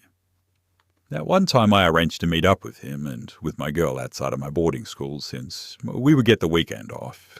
And so we entered the central city of where I lived and decided to just get some drinks and sit at a park. It was getting late and the conversation was flowing and everyone was having fun. He kept being his weird but fun self until, well, he just sort of snapped. I know for a fact that he wasn't drunk since we were drinking beers and he only had one, but he suddenly just had this crazy look and kept holding onto my girl really hard. I could see she started to panic, so I just pushed him off. He calmed down for a second, and then he picked something up from the floor and tried to shove it into my mouth. At that point, I charged at him at full speed and threw him to the ground. I held my fist up, and he immediately started to apologize, but he would only say, "I'm sorry," over and over again. Once I got up, he immediately tried to charge towards her as if I didn't just tackle him down. I stopped him again before he could touch her and threw him on the ground again. I gave him a few punches, but eventually I stopped. Something about his expression just really scared me. He had this look like he just wasn't even there. It was like he had one goal, which I didn't want to find out. I put him in a headlock and got him far away from my girl and where we were sitting. I then pushed him as hard as I could and went to my girl and we left. He kept trying to follow us for a while until I went up to him. He still had this weird sort of hollow look on his face though. I tried getting him to leave until finally I told him, "Look man, we forgot something back in the park. Can you go bring it?" Somehow that dumb idea worked. He started walking back. For the second that he was out of sight, me and my girl just ran for it and took the first bus home. That's not all, because he texted me a couple of times since that happened, and some of those text messages were real strange. If there's any interest, I'll potentially post an update explaining what happened and upload some screenshots. That, for now, I don't know what the heck happened that night. I don't know why he acted like that. It just all sort of was out of the blue, but I'm not really friends with him anymore, so I guess it won't happen again. Hopefully.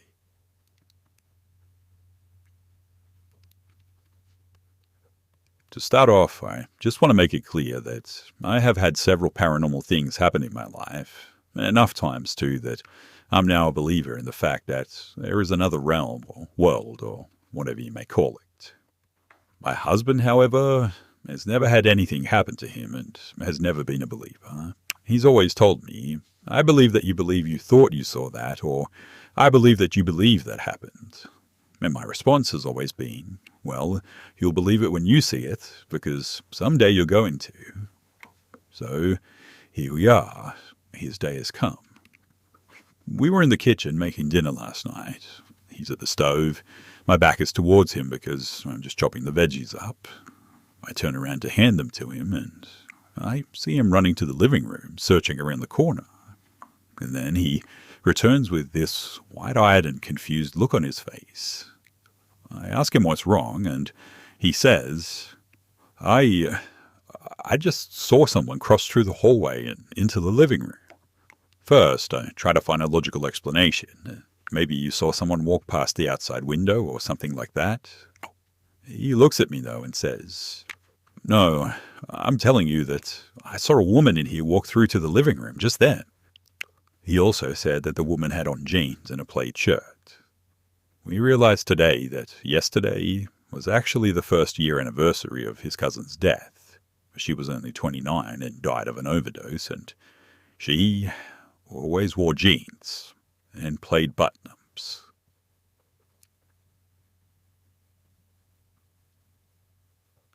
Before I start this, I just want to say that I am not afraid of the dark. I've been spelunking and turned off the lights in a pitch-black cave. I've been camping in the woods during new moons. I've slept alone at relatives' houses before. The only place that I've ever felt truly terrified in the darkness is my family home, in a town just on the outskirts of Phoenix, Arizona. I'm going to give the most prevalent examples of why, but this is going to be pretty long, so strap in. So when I was about 6 years old, I had plenty of stuffed animals. I was unafraid of the dark back then, so I didn't have any light or something like that. But I would often wake up and find that the toy that I had brought with me to bed was just gone, and I would find it in a completely separate area of the house.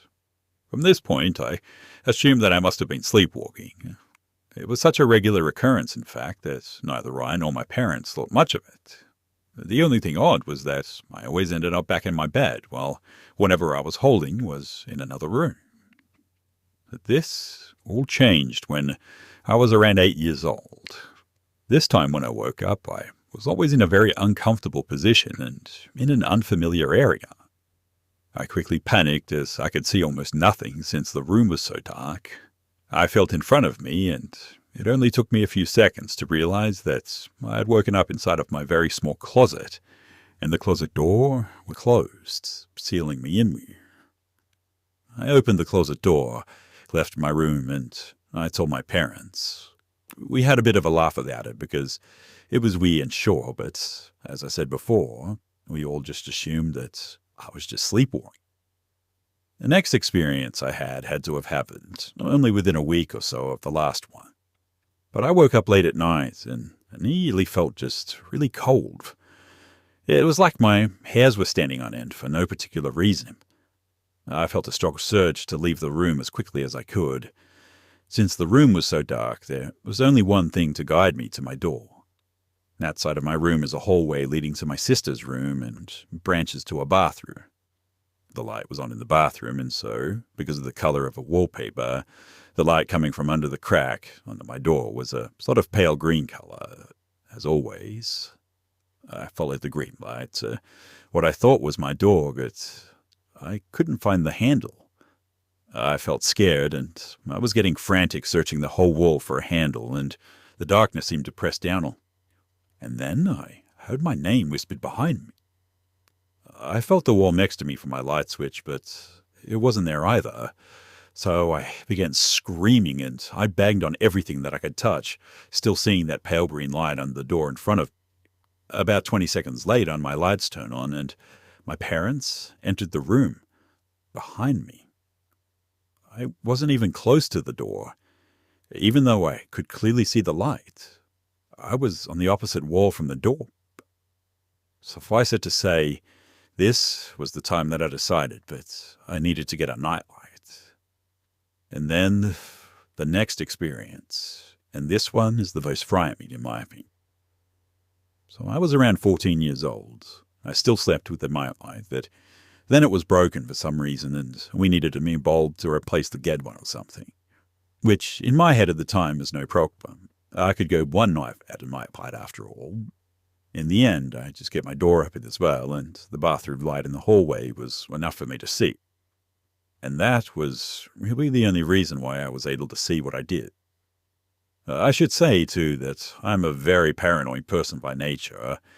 I kept a knife under my pillow for the longest time, and even a flashlight over the pillow next to me. Now, when I slept that night, I had the distinct impression that I was being watched. To cope, I would close my eyes and count in my head for a few seconds, no more than 2 or 3, before opening them again to check the area around me. Keep in mind, this did not work. If anything, it kept me awake longer because of fear. This time, though, I got brave. I closed my eyes and I counted 1, 2, 3, or the later 7. And on 7, I heard a sound. You know the sound of soft footsteps on carpet? Well, I heard that, and so I opened my eyes, and to my horror, I saw a thing crawl from the ground and onto my wall and crawl towards me. I couldn't tell what gender it looked like, only that it had long black hair and yellow eyes with a thin frame and pale skin. It also appeared to be wearing something on its back, like a rug or a pelt or something. I also noticed just a terrible smell of me, like the smell of rot. I watched it for all in about 2 seconds while I quickly reached for the flashlight. I looked down to the flashlight to find the damn button, and when I turned it on, a thing was gold. Only my mother and I knew this story because I've never really told me. Growing up a devout Catholic, my initial impression was that a demon had entered my home. I had a seminarian friend who was a collector of relics. Earlier, I had actually touched a small metal cross that I owned to these relics, including a splint of votivimont from the wood of Christ's cross. This effectively made my small metal cross what is called a third-degree relic. We have the house blessed, and I took to sleeping with that cross under the pillow. Since then, I've never been approached by whatever that thing was again, so honestly, I thought it was over. The next one has happened 4 times after that last experience. So in one part of my house, like a playroom or sort of an office area, we have one of those pull-out couches that transforms into a really crappy bed. When we have company, like relatives stay the night, they sleep in my bed and often I sleep in that one. Every single time that I've slept there, I have seen it. Due to the layout of this room, it's impossible to cover the entire room with light without just leaving the ceiling lights on there. Thus, my nightlight couldn't reach a particular back corner of said room. When I closed my eyes on these 4 separate occasions, I could hear like ragged breathing or something in the room with. When I looked around, all I could see was the outline of a sort of dark shape huddled in that corner, rocking back and forth on its heels. I was terrified, obviously, but also confident. I still had my cross under my pillow after all, so I knew that I was safe. But fast forward to now, and I'm back from college because of COVID-19, and I'm staying with my parents. And the first thing that I did was place that same cross under my pillow. I just had to be sure, but yesterday I made a mistake. and married my student. For some reason, I was watching YouTube videos about ghost stories, and I guess that I felt invincible. And I had made fun of the thing, and clearly had not left when I had, as I still heard whispers in the dark, and I challenged it. Nothing happened that night, but today, though, I was taking my sheets off to wash them, and I noticed that it was gone. My relic, that is. The only thing that I believe has kept me safe all this time. It happened when I turned my lights off, and when I came back, it was just gone. I'm worried about what happens now, because clearly this isn't home. I'm wondering, too, if one knows what this thing might be. If I knew what it was, I might be able to learn how to deal with it. It definitely doesn't cause the telltale ghost signs like flickering lights and static and all that sort of stuff. It only moves in the shadows. Plus, a priest blessed this house, and it was able to move my cross, so I don't know. Maybe it's not a demon. Until I challenged it too, it never seemed malicious, only sort of scary. I'm really not so sure any. I think that I'll be sleeping with the lights on tonight. I'll be sure to update if anything happens.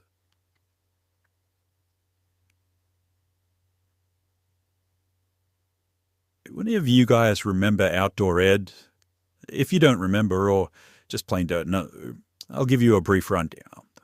So, outdoor education, or ED for short, is a school camping trip that takes students to the woods where they can learn more about the outdoors. And my outdoor ed trip took me to the snow-infested mountains, and for the most part it was completely boring, save for the occasional snowball fight. But then, the last night occurred. I'll never forget the last night, as long as I live. Now, before that night, I didn't have any trouble sleeping, but the last night it was like something was just wrong. At first, I assumed it was just sort of homesickness, first time away from my parents. But then I looked at my cabin mates and counselor, and from the look on their faces too, I can tell that they were feeling it as well. It was a sort of tense several minutes, and then something started calling our names. It was barely more than a whisper, but all of us definitely heard it. The voice was sort of seductive in a way, alluring, and it made me want to go outside. But the small amount of common sense that I had back then just made me stay put. My counselor didn't feel the same way, though, and left the cabin to investigate. We could hear him yelling from outside. Things like, "Come on, guys, this isn't funny. The kids are trying to sleep." I guessed that they were some sort of a prank. After a few minutes of silence, he rushed back inside, and he said, "Hey, guys, there's someone out here. Stay here, all right?"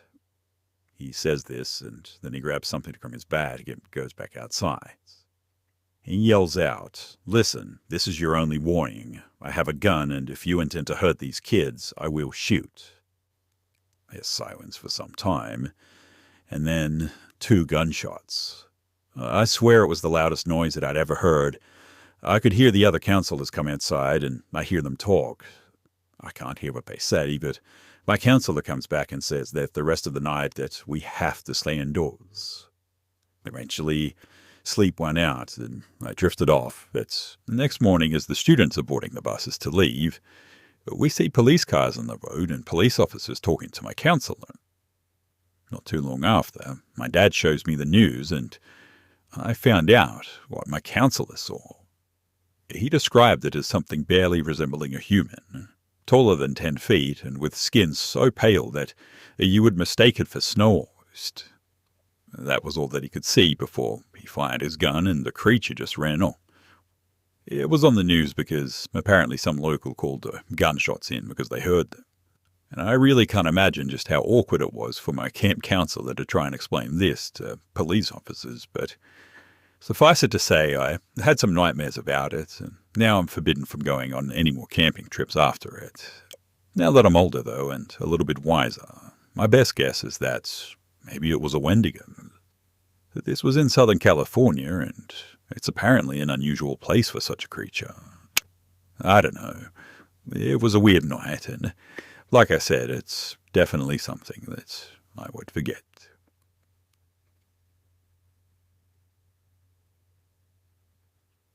So this all happened a few years ago when I was maybe 11 or 12 years old, somewhere in that age range anyway. As the story is sort of old as well, some parts are filled in with the best that I can remember, but not all of it is exactly as it happened. So I grew up in a medium-sized town where most people knew each other, but it was also a popular place for tourists to visit basically any time of the year. My friend, female, and I, female, had been out at the park for a few hours as the weather was nice.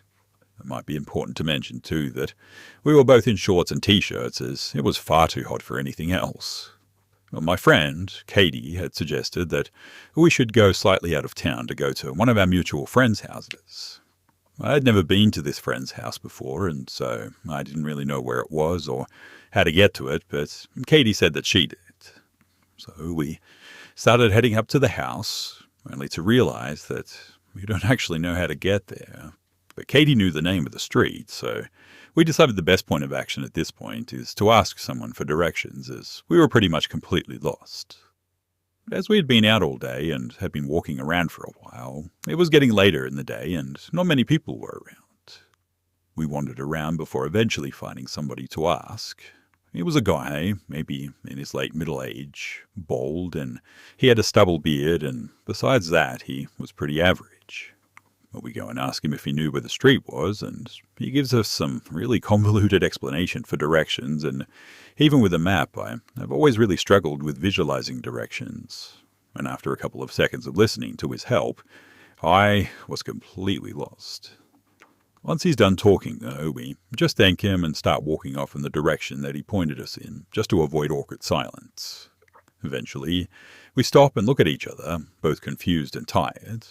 Neither of us knew what he said or where to go at this point, and so we decided to just try and get back to town so I can get us back to my house, giving up on the surprise visit.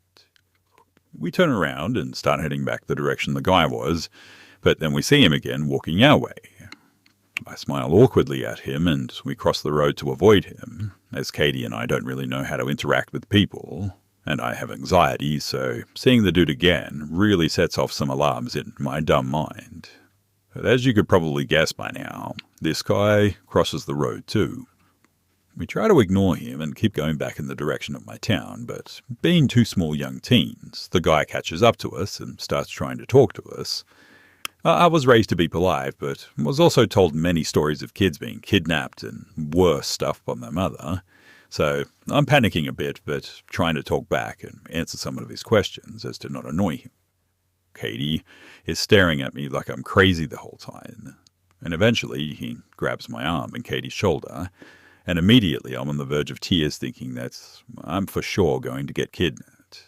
He tells us that he's sure that we're going the wrong way and says that his car is just up the street and he could drive us up there if we wanted to.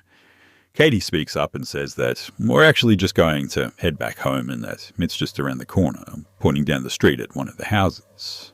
The guy lets go of us instantly, looking up at the house and falling silent. Katie grabs me and we walk to the house. Once we get to the door, we hesitate at the doorstep. I look over my shoulder, seeing the guy is gone.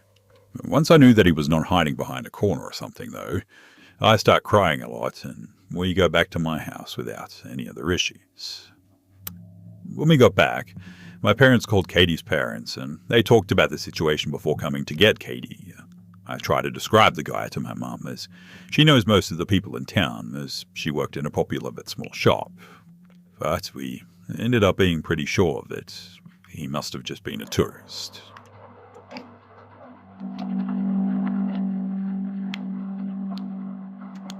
So I've had 3 whole months of experiencing creepy stuff when I moved to the province about 4 or 5 years ago.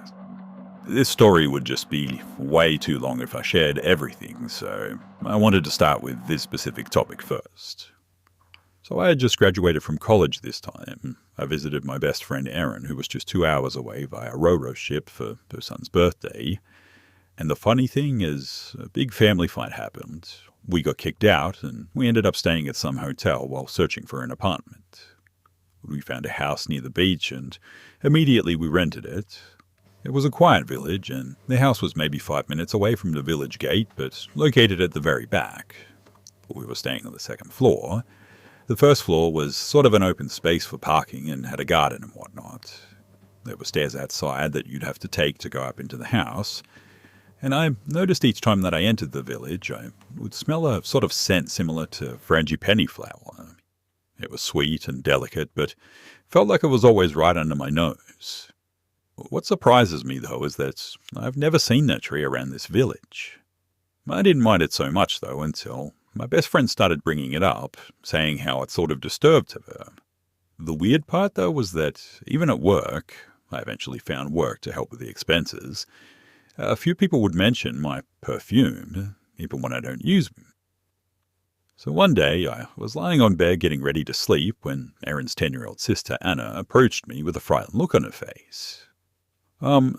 There's someone knocking on the balcony door. What? Is someone stuck outside? No, but I'm scared. I'm a little peeved, confused, but also concerned. So I get my butt up and I go to the balcony door, and I immediately start smelling that floral scent again. Now, our balcony door from the inside was a sort of wooden door, then on the outside a screen door.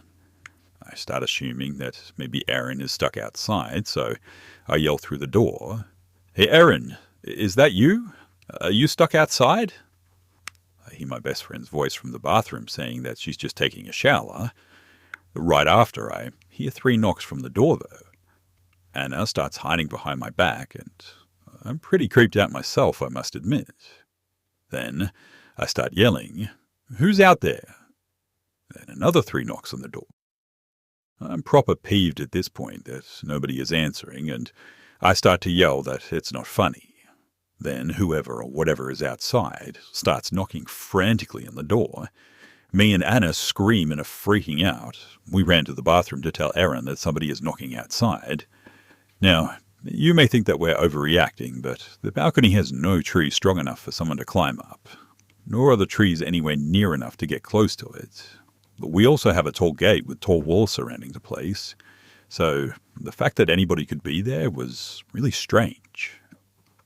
Erin, though, eventually steps out of the shower, sopping wet, mind you, and very annoyed.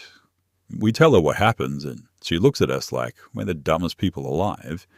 She proceeds to the door and asks who's there. And then the knocking happens again. Midway through the knocking, though, Erin unlocks and opens the door impressively quickly. But then we realize that the screen door, after the wooden door that is locked from the inside, making us wonder how the heck someone could knock on the wooden door in the first place. We open the screen to further check, and when we do, there's just nobody out there. Unsatisfied with this, I quickly ran downstairs to check for anyone. Maybe someone jumped off at the last minute or something, or was trying to escape. But analyzing the place, I tried to convince myself that there's some sick person trying to pull a prank, but there was no one. I go up and I tell Erin that there's nobody there. I slowly retreat to my room where Erin's 2-year-old son is playing with some toys. And then he looks at me and, dead in the eyes, he says, "You let it in." I don't know if he heard what was going on or if it was just coincidental, but the whole situation, it's really creeping me out.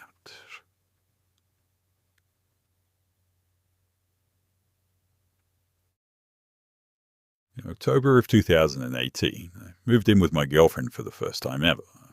Her name was Jane, and if I knew everything that was going to happen in the next 5 months that would follow, I really never would have. So the night that everything started is pretty important, and I'll come back to this day later in the story as well. One night, my now ex-girlfriend's mother and brother stayed over. I was feeling well, so I relaxed in our bedroom while they hung out on the porch very late into the night. And at one point, Jane came in and asked me if I needed anything, and checked up on me just to see if I was doing all right. A little while after that, I'm in bed alone with my eyes closed, and I swear to you that I felt a hand on my arm, and I opened my eyes, and Jane was kneeling next to our bed, touching me, and asked if I needed anything again. She had a really condescending look on her face, which initially just annoyed me, and I replied that I was fine, and I closed my eyes again, hoping that she would just let me rest. A minute later, I opened my eyes again because I didn't hear her leave the room or open the door to leave.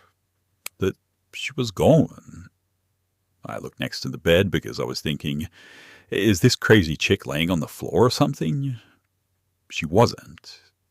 I looked at the door and I saw the hallway light coming from underneath it. Now, I was never asleep, and I was questioning how I never saw the light shine in when she came in the room or heard it or something.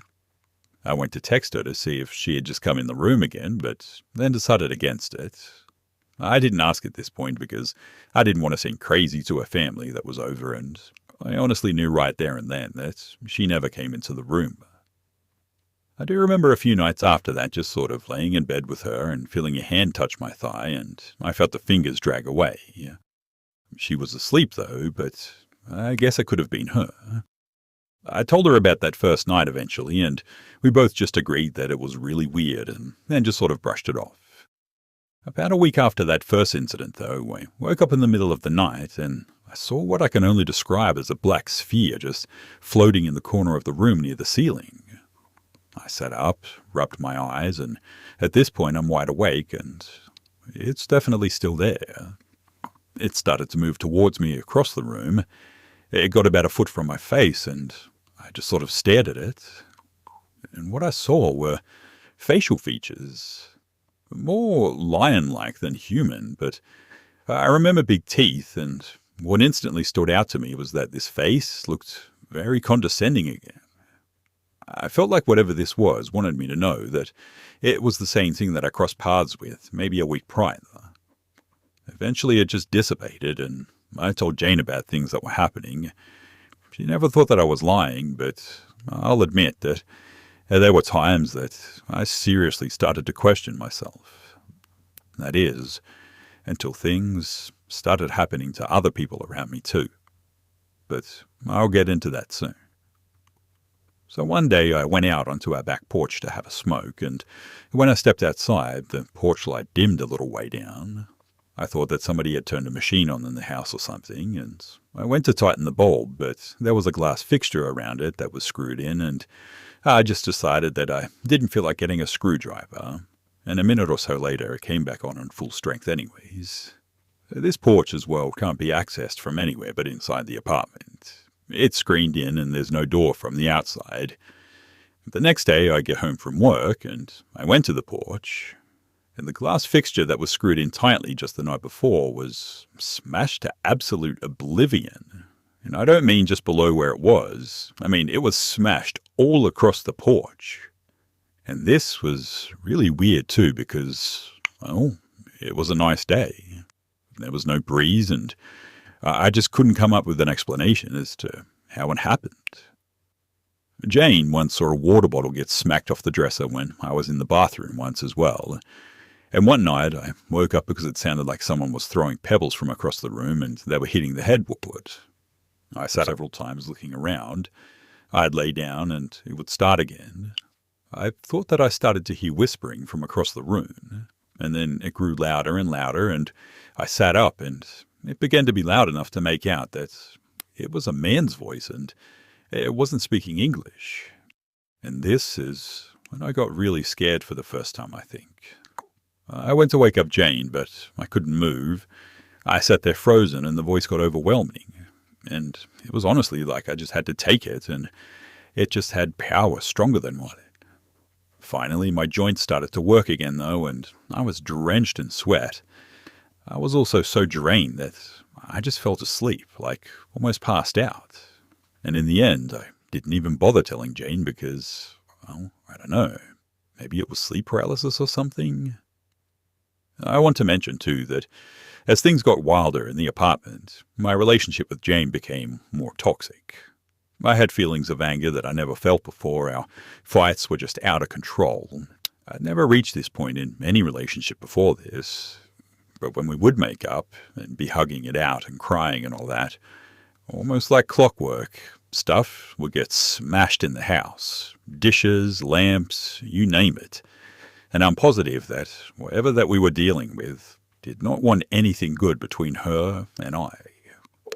One time as well, I woke up in the middle of the night, me feeling pressure on the mattress next to me. I woke up and I looked to see an old man with a top hat sitting there just staring at me. I jumped up and yelled, and he casually stood up and put his coat on that he had laying across his lap. He walked out of the room and just left. Well, I jumped out of bed, ran out of the door and took a left, and I was shocked to see him again walking across my living room. I ran up behind him to swing at this guy, and he just disappeared when I got near him. After this, I didn't know whether I was going crazy or what, but I called paranormal investigators to set a date for mid-February. I had a cruise to go with my friend in January, and Jane was not happy about it, especially with our relationship where it was at. She didn't stay there when I was away, though, and the morning before the trip, I was up early packing in the spare room. Jane was asleep in bed, and all of a sudden it sounded like an avalanche was happening from our bedroom. Jane screamed my name loudly, and as I ran across the living room to get to the bedroom, I noticed what seemed just like a wave energy, I suppose. It's hard to describe, but it started at our bedroom where the commotion was and was moving away from it. It literally knocked the wind out of me, and I saw or heard something knocking into everything into the room as it moved. She was petrified and in tears. A lamp was broken, and I don't know why, but this was the incident that scared me the most. I think it's because I was so awake and alert, and it wasn't night as well, and somebody else was there to witness it. So it had all the confirmation that I needed to know that I don't think I was going crazy. But then came the cruise. So this was almost a normal week, and one night I woke up to my friend that I was bunking with standing next to my bed. Initially I freaked out, and when I did, he woke up from his actual bed. So in other words, he was not the one actually standing there. My friend says that when he first woke up, he saw a black shadow figure standing next to my bed. Obviously, I saw him and not a shadow figure, so we were seeing two different things, but we both saw this thing just disappear into nothing. Oddly enough, too, this was the last thing that ever happened to me. It's been over a year since then, and I got back, and after a month of no activity, I ended up just cancelling the investigators. One last note, though, that makes this really interesting as well. After this was all over, I visited this girl that I know who was sensitive to these things. Her name was Sarah, and remember how the night that started it all, when Jane's family was visiting, well, I didn't even mention that detail to Sarah. But earlier that first night, I went to Jane's mum and stepdad's house for the first time ever to meet them and have dinner and whatnot. It wasn't a fairy tale meet by any means, but the night started pretty good. Her stepdad got really drunk and eventually got mean towards Jane as well. Him and I ended up fighting, and the mum and the brother came and stayed with us. And Sarah had asked me if my girlfriend's father was an addict after I told her about the haunting. This was a really out-of-the-blue question, but I said yes, that he's an alcoholic and a drug addict. And Sarah said that this must have all come from him when we crossed paths. His energy had allegedly stuck with me, and he's a nasty, abusive addict, so it all kind of just made sense to me in the end. Anyways, Jane and I didn't work out in the end, and we're on good terms and talk occasionally. I can truly say that these were the darkest times mentally of my life for sure, and I definitely have a different perspective on the universe than I did before it all happened. I'm just really glad, though, that it's all over now.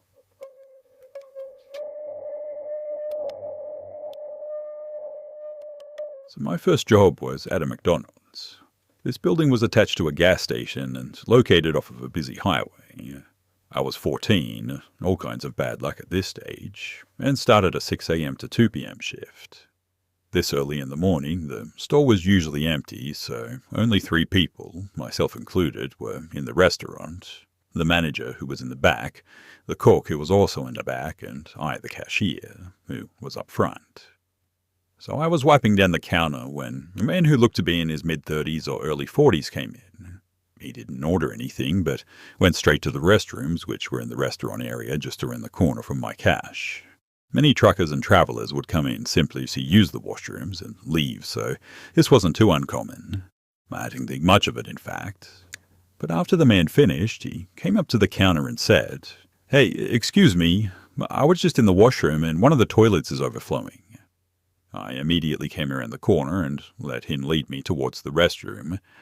That suddenly I just got a horrible feeling in the pit of my stomach and stopped dead in my tracks. I became very aware that no one was actually in the restaurant area, and the other two people in the store were in the back that would not be able to hear me if I went into the restroom. The man had the restroom door open and realized that I had paused.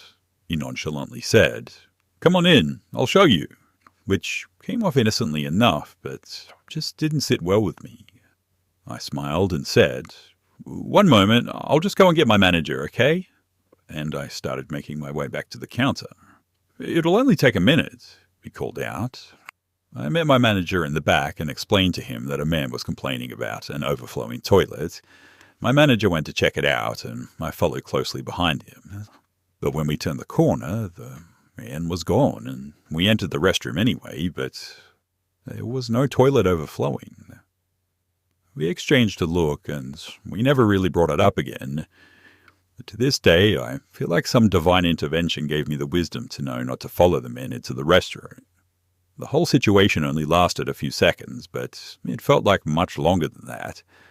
I was young and trusting, and this man could have done who knows what, and I would never have been hurt. In fact, he could have left, got away with whatever he had planned, and just hit the highway. Also, I never did see him again.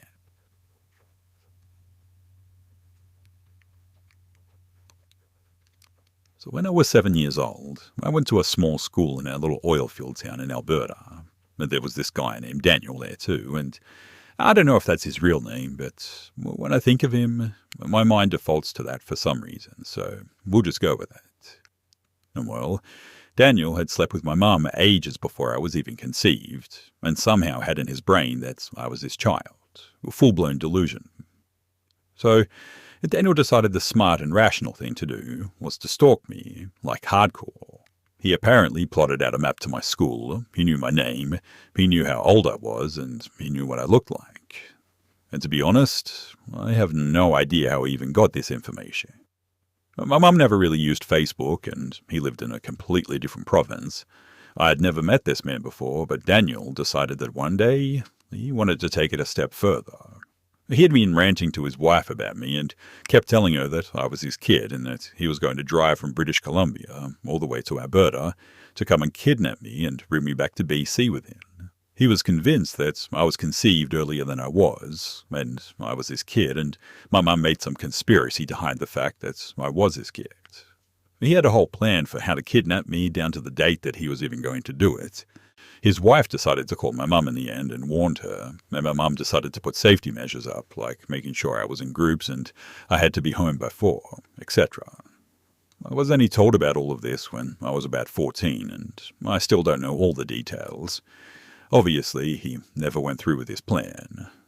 I'm sure glad Daniel's wife spoke to my mum when she did, because if she hadn't, it could have been a very different story for me.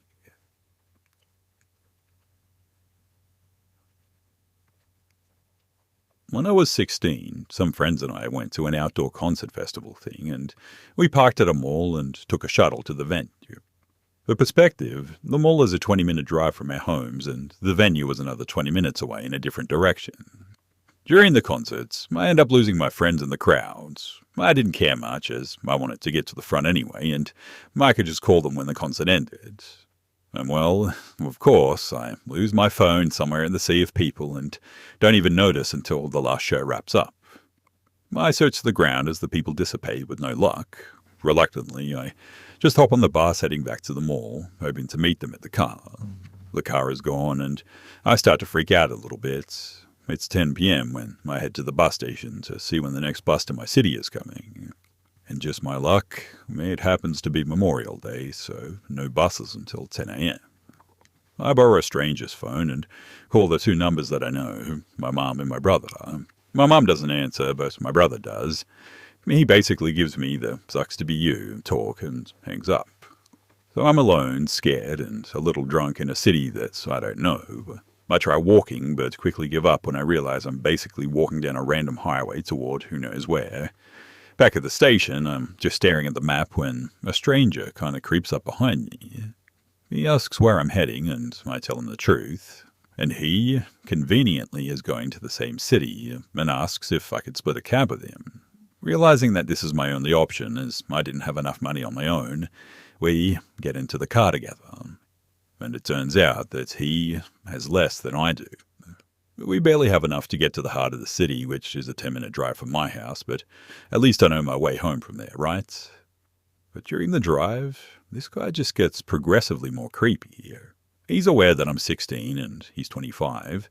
He scoots closer every minute, touching me, insisting that I come with him back to his place, and even writes his number on my bare leg.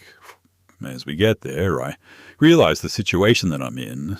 We're about to get out into a quiet area at 2 a.m., and the cabbie is going to drive off, leaving no one to hear me scream. And the second he gets out, I turn to the driver and beg him to please take me a few streets further so I could at least put some distance from him and me. The cab driver hadn't said a word the whole way, but he definitely heard everything. He asks me for my address and drives me all the way home, and the creeper watches as the cab just drives off, me still inside. When we get to my home, I offered to wake my mama to pay him, but he happily declined, saying that he's just glad I'm safe. I broke in through the kitchen window, got to bed, and I just cried my tears of relief of who knows how long.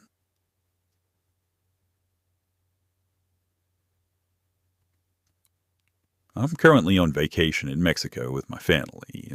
The house where we're staying at is right on the beach, and it's very tranquil and scenic. My parents are in the main house with a kitchen and a living room, while my sister and I are in a second building with a bed and a bathroom. There's a small house before ours with a groundskeeper and her roughly 14 to 16-year-old son lives. So my sister and I went to sleep around midnight.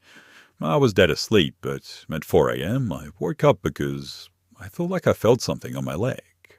Tired and confused, I opened my eyes, and kneeling next to me on the ground, staring at me, was the groundkeeper's son. Right after noticing him, I started making some weird noises because the shock was pretty overwhelming. I had just woken up from a deep sleep, and for some reason, I just started slapping him on the back of the neck. He stood up and started speaking Spanish very rapidly, and I hardly know any Spanish, so I just pointed towards the door, loudly saying "get out" and "no comprende" and stuff like that, repeatedly. He eventually walked out after about a minute of yelling. My parents had heard my voice, and when they walked out of the house, they saw him standing outside of our door, and his mother heard the commotion as well, and my sister got up to explain what happened, being the only one who speaks Spanish fairly well, and his mother apologized, and they went back to their house together. I eventually asked my sister what he was saying when he was standing by our bed next to me, but she said that because he was speaking so quickly and she was just waking up, that she didn't quite understand him, but this happened last night, which was only our second night here. He could have been watching us the night before as well, and at thought, it kind of terrifies me, I must admit. I'm pretty sure that I locked the door, but I know his mother has a key, so he still could have gotten in pretty easily. My sister and I are going to put glass bottles in the front door tonight to alert us if anyone tries to get in. If anybody has any suggestions of what we can do as well, they would be greatly appreciated at this point. I still have 5 more nights here, and I know that I'm probably going to see him at least once more.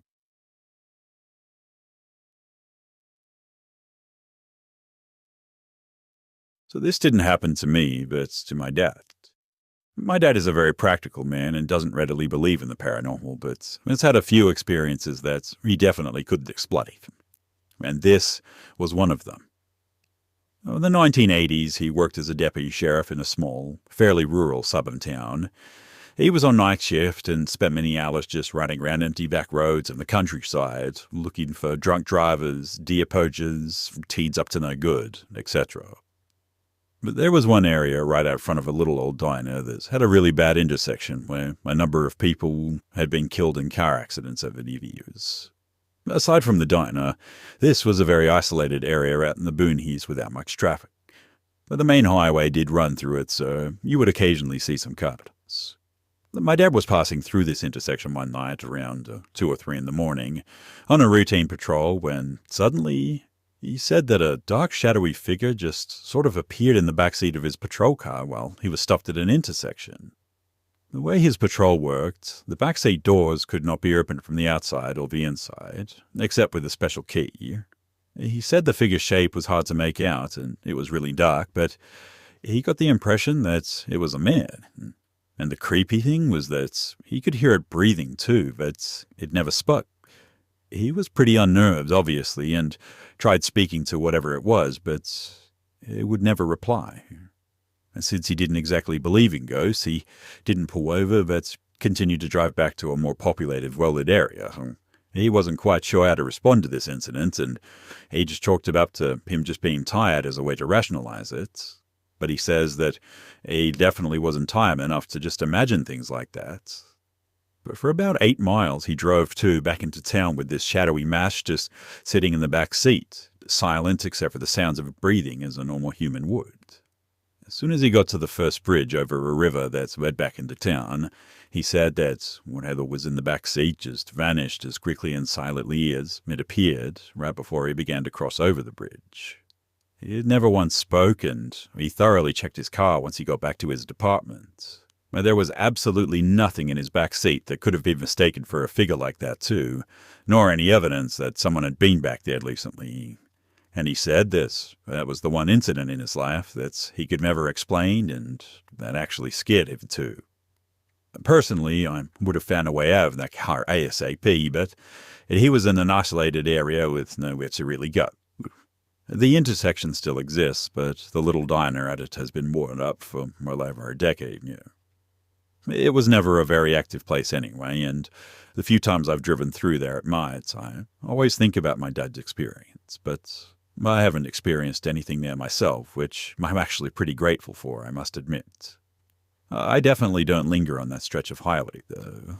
It's extremely dark with no houses or businesses around for miles, and spooky enough, even without knowing about my dad's encounter many years ago.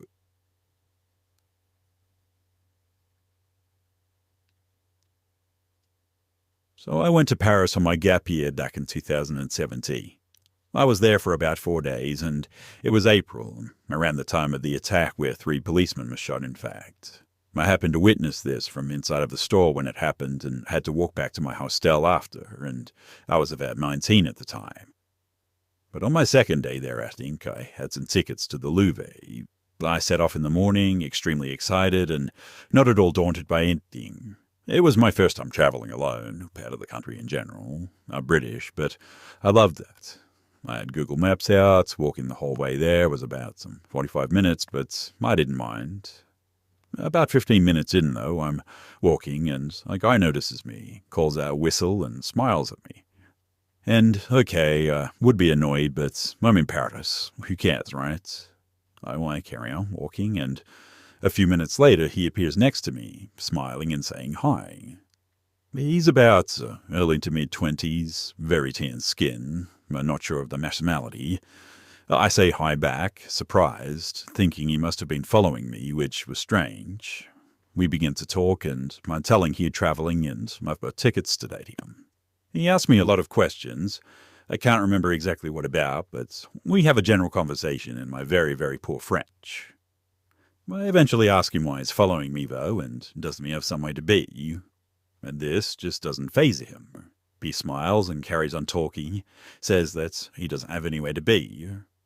Okay, so he starts saying that I should go to dinner with him tonight. I say great, and in my head I know that that's not going to happen, so I decided to start playing around with the conversation. I ask, do you smoke? And he looks surprised and says yes, do you? Keep in mind too that his English is really poor, which I thought was odd because why would you attempt to talk to someone in English and find out about them if you know that you can't talk that well? But, oh well, right? So I look up weed and Google French and say, "Do you smoke weed?" He looks slightly confused but laughs and says, "Oh yeah, you come with me and we can smoke later." I laugh too, thinking, right mate, I don't smoke at all and I just did this with this. It was funny to throw him off with it. But I also noticed that he doesn't really know his way around, which was odd. I wasn't bothered to ask his life story though, so I never found out where he did come from. But anyway, I told him that I have tickets already and so I'm going straight in. I don't know why you're following me, but he doesn't mind me saying this and continues. Says that he'll wait for me. But we can go for dinner later. You can come back to my apartment and meet my friends. We can smoke. But we eventually get there, and my heart is beating a little faster at this point, I must admit. I mean, I'm alone in a different country, and what do? Well, the entrance to this thing has a huge open space full of people, which was slightly comforting. I finally see that you can get your tickets at the kiosk, but this is the first time that I straight up walk away, ignore him and go there. There's an older guy who speaks English there too, but for tourists obviously, and I say hello, I'd like to get a ticket, blah blah blah. He could have been English for all I know, but my mind was just going way too fast and a pace to notice. The guy is now stood at a distance though, watching me, and I looked the man straight in the eye as he asked me a question and says, "There's a man following me." His expression changes and we keep eye contact the entire time. He says, "Where?" and I say, "To the far right." He glances and looks back at me. He asks a few questions, and I say, "Well, I'm going there straight away, so what's he doing?" He tells me to go straight in, don't talk to him, and just walk away, and I agree. And the guy suddenly comes right up to me and says, "What's going on?" or something to that effect anyway. We break eye contact, and the man says, "Are you going to be okay?" And it was at this point that I changed my tone and say, "Yes, thank you very much." The guy continues to follow me, but at these points, I'm over it and I just leave him behind it. Going down an escalator, I see him watching me and I look around. The weird and kind of sad thing, though, is that I tried to tell all the security that they had, which was a lot, mind you, down to the entrance, that there's a man following me and what I do? A French lady behind the desk who stamps my ticket says, "Ticket please, make your way downstairs." And that was pretty much it. So, with no one listening to me, I go to the security desk in the event itself and say the same. This lady talks to me, asks my information, then proceeds to tell me that he was probably trying to rob me. In broad daylight, though, following me for over 30 minutes? It doesn't seem likely, but there's definitely a cold feeling running all over my body at this point. I'm safe and sound inside this place, because my admiral were soldiers with guns warding around the place, and outside too, so to an extent I wasn't in serious danger, but once again, being alone and young and my hostel far away, if I told him where I was staying, which he continuously asked for but I didn't tell him, something else could have happened entirely, and I'm so glad that I got to enjoy the rest of the trip, save for the shooting, without much hassle.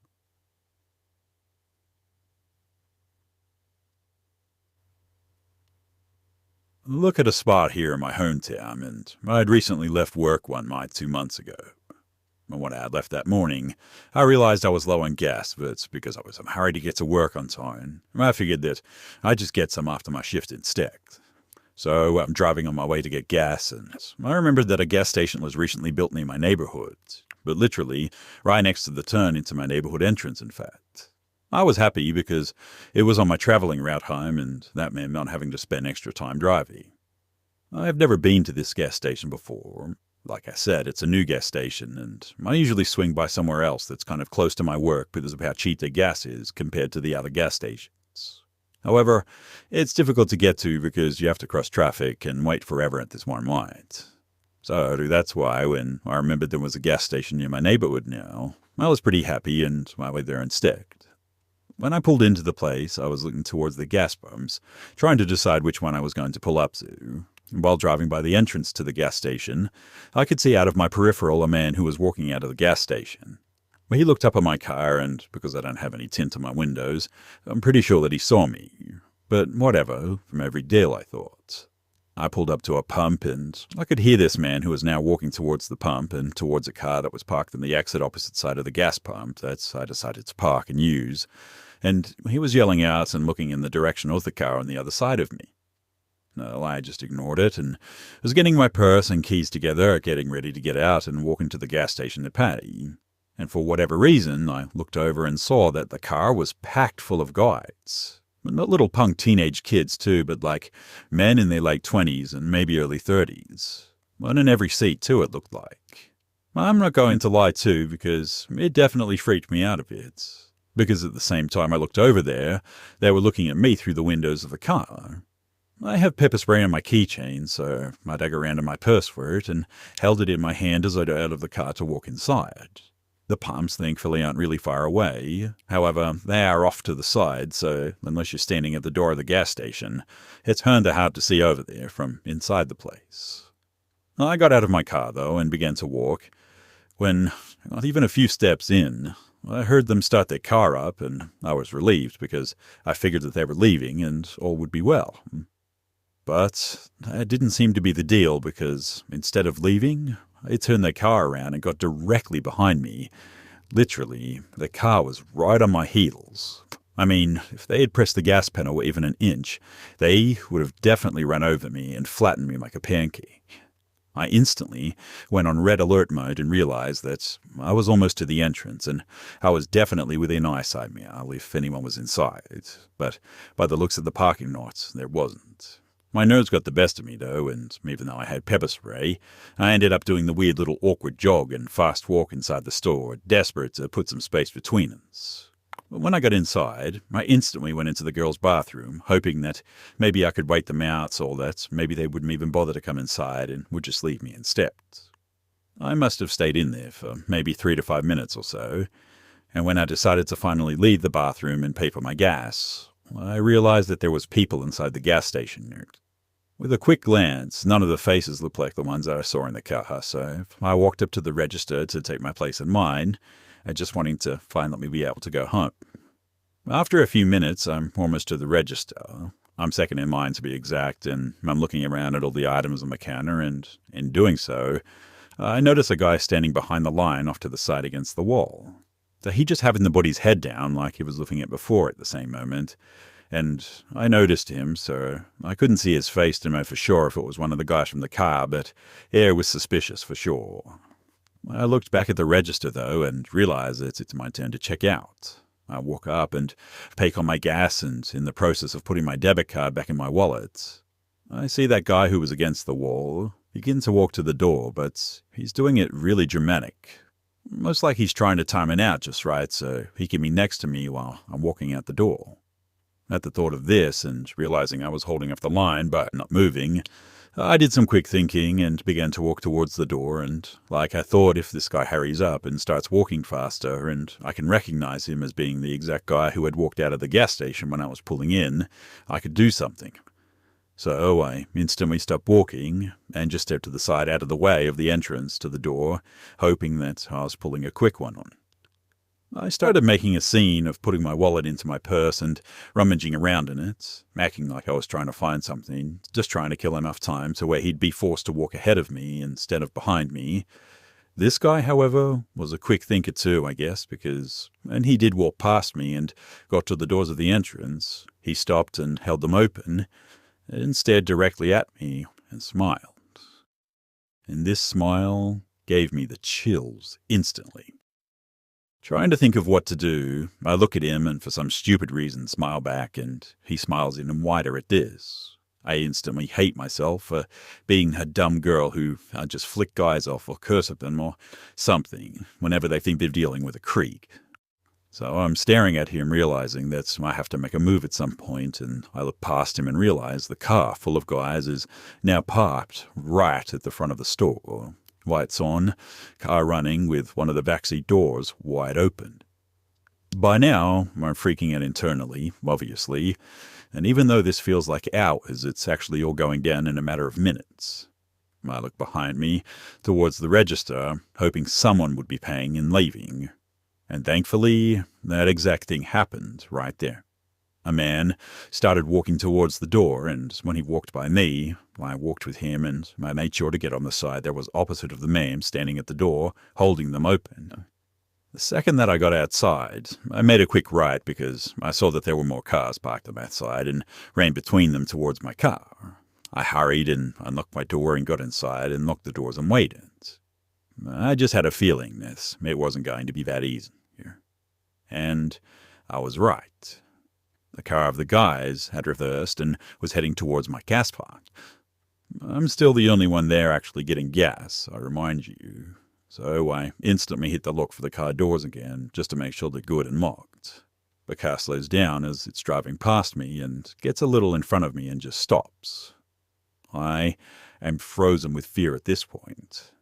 I think about calling someone, but I don't really care for dealing with the police due to my history with them, and I knew my friends couldn't do anything to help me but panic with me, which probably wouldn't have helped. So I decided that I was just going to sit inside my car and try to wait them out. And let me tell you that I would have died in that car from a lack of oxygen before if I got out and left. I didn't want to leave because I'd already prepaid for my gas, and I didn't want them following me out. Well, finally, after about 10 to 15 minutes, they eventually drove off. Windows rolled down, calling me all kinds of provocative names. I sat in my car for another 10 minutes just to be safe before getting out and hurrying to pump my gas. When I got home, I called a friend who lives in my neighborhood also. I told them what happened, and that if they go to that gas station at night, be very careful. She replied back saying how she's heard from other people in the neighborhood that, for whatever reason, a lot of sketchy people seem to hang around there at night. Sometimes, even when the gas station is closed for the night, you can drive by there and see a group of guys just hanging out around the gas pumps for whatever sketchy reason. When I did go back to that gas station a few days later one morning to speak to the owner, I explained the situation and gave the best description I could of the man that I saw inside the store and the make of the car and the color and all that. I haven't been back, though, to see if it's happened to anyone else or if they caught them or whatnot, and I honestly probably never will. In fact, I'll gladly spend an extra 5 minutes driving to the other gas station before I even think at going back there, especially if it's at night.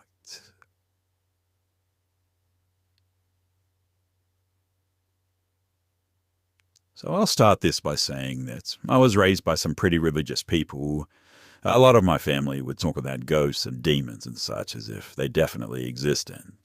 But as I got older, old enough to reason, I realized that they were nuts. I mean, sure, there have been several experiences in life where something strange may have happened, but I almost always would find reasonable explanations for them.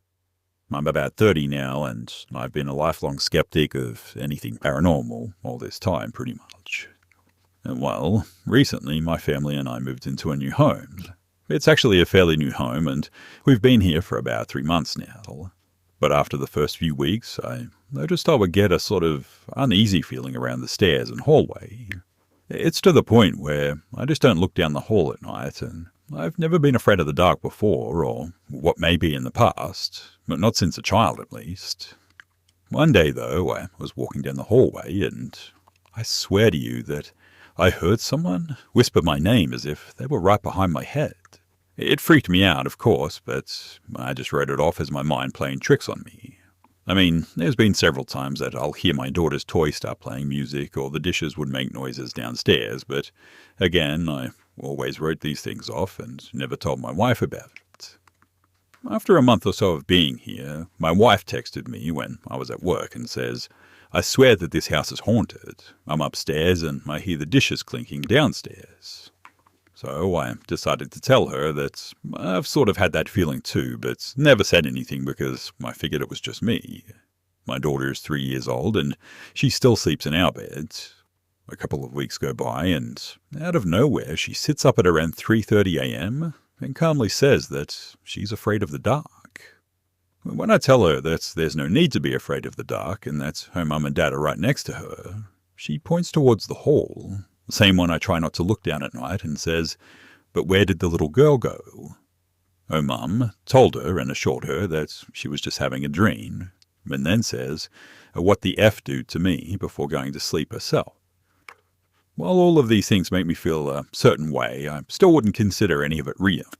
My mind can rationalize anything that I just mentioned. Until this next thing happened, a couple of weeks ago, that is.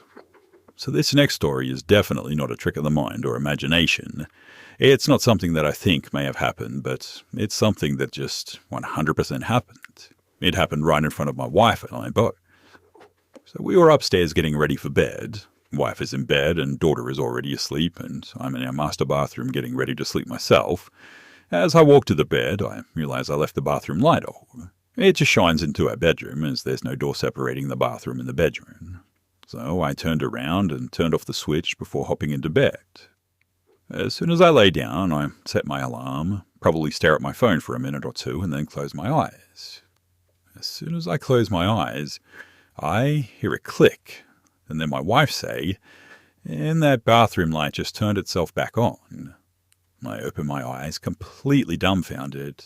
I mean, I had just turned that light off no more than 5 minutes ago, and it definitely just turned itself on again. Now, this is not an incident where I may have turned off the light in a room, left the room, and then found the light was still on in the previous room or something. This is a light switch being flipped on in the very room that I was in, right in front of me and my wife. Me being the person that I am, though, I thought maybe the switch was just halfway between on and off, and I tried really hard to replicate that scenario, but I just don't see how I could do that. With the switch is either on or off, and there's no in between. And it's this very event, in addition to all the other strange noises and feelings, that have me at least considering the idea of the paranormal being real now. But don't get me wrong, I'm still not ready to look anyone in the eyes and say ghosts are real, but in my 30 years of living, that's one of the only truly unexplainable events that happened right in front of me. And for the first time ever, it happened with a witness right next to me. Pretty crazy stuff, if you ask me.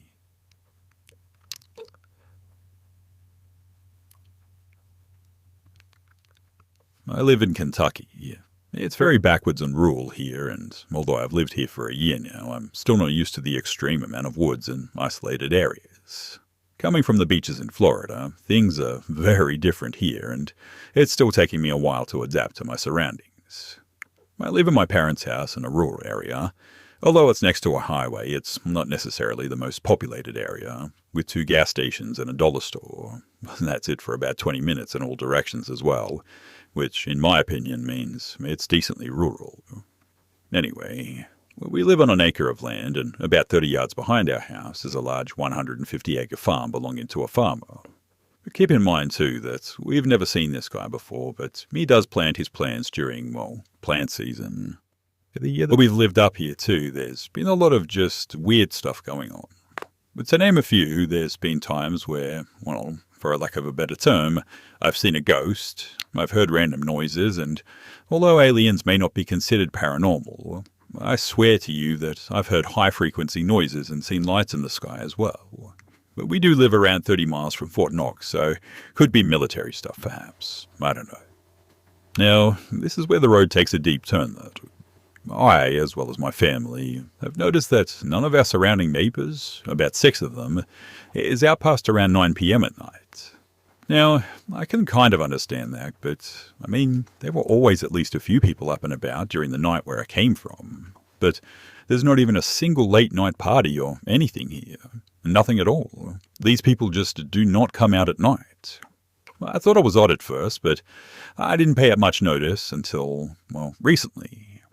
Me and a few friends would occasionally get together and go at it around 1 in the morning on the back porch and smoke and stargaze and just have a good time. Each time we would do that, the field, 100 feet away, would start rustling with noises, as if someone was running through the underbrush.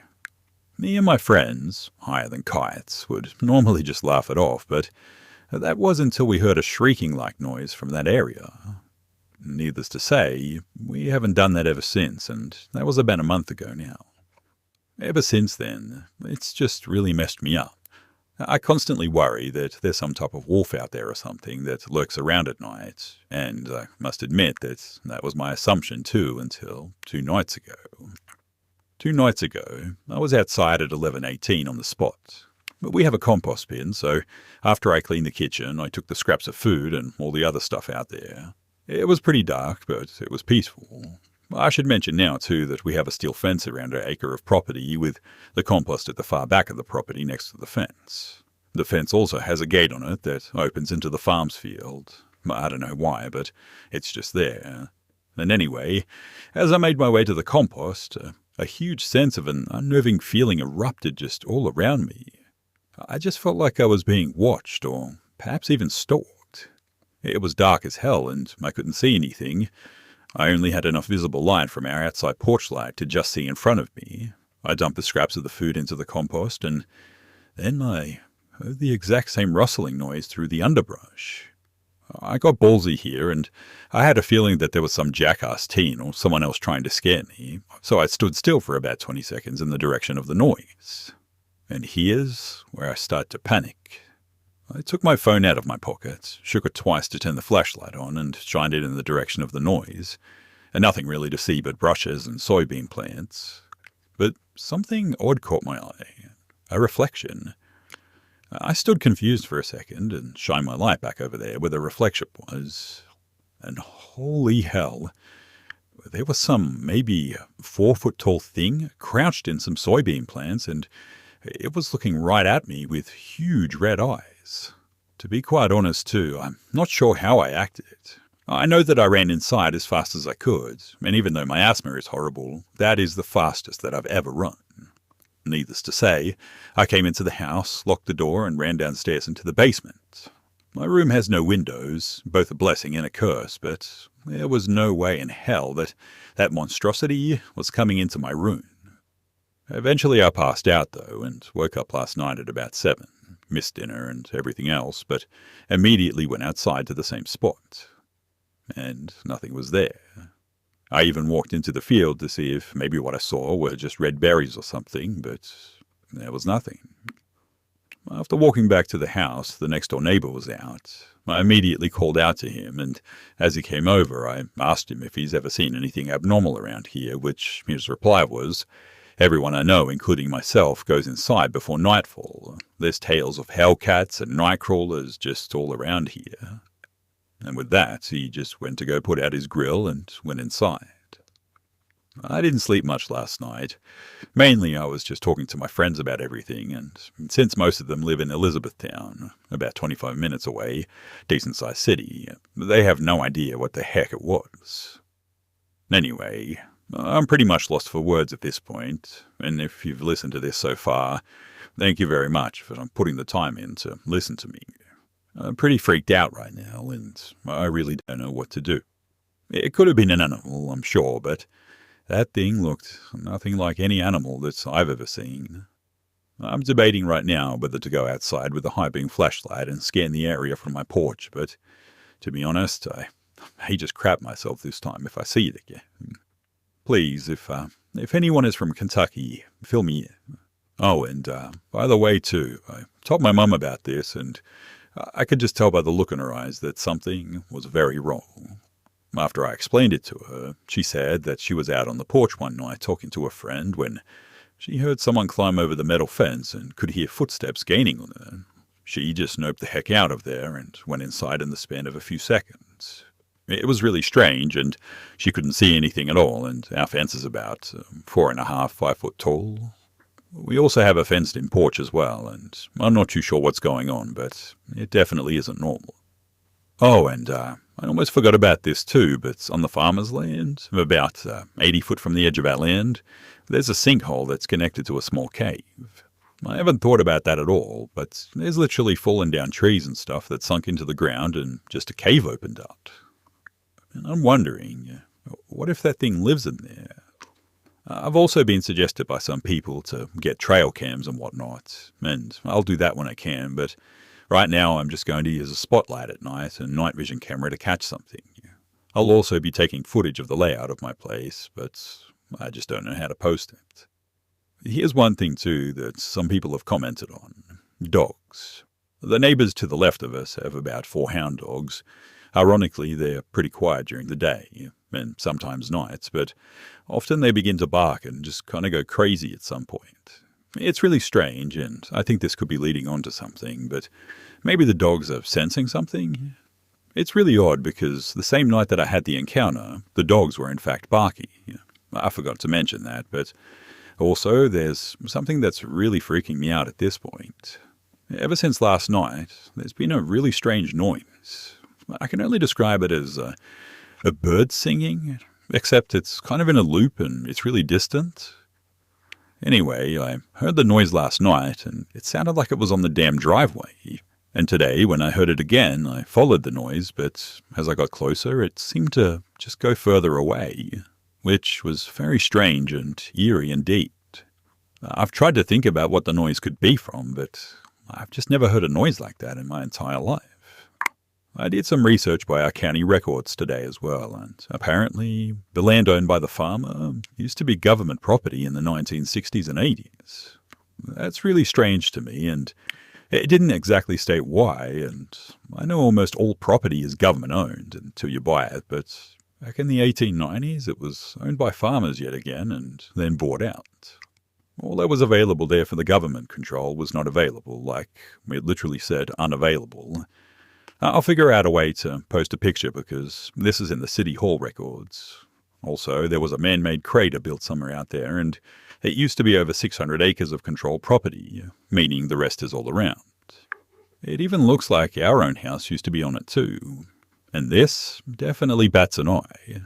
I'm starting to wonder if there was some sort of experiment or if there was a reason for it. I definitely still find this pretty strange, but I haven't heard anything today other than a strange occurrence outside. Or was it about 10 p.m. having a smoke when everything, and I mean everything outside, just became dead quiet. No bug noise, no crickets, no chirping, nothing. Just dead silent. I don't know what that means, but I finished up and I just went the hell inside.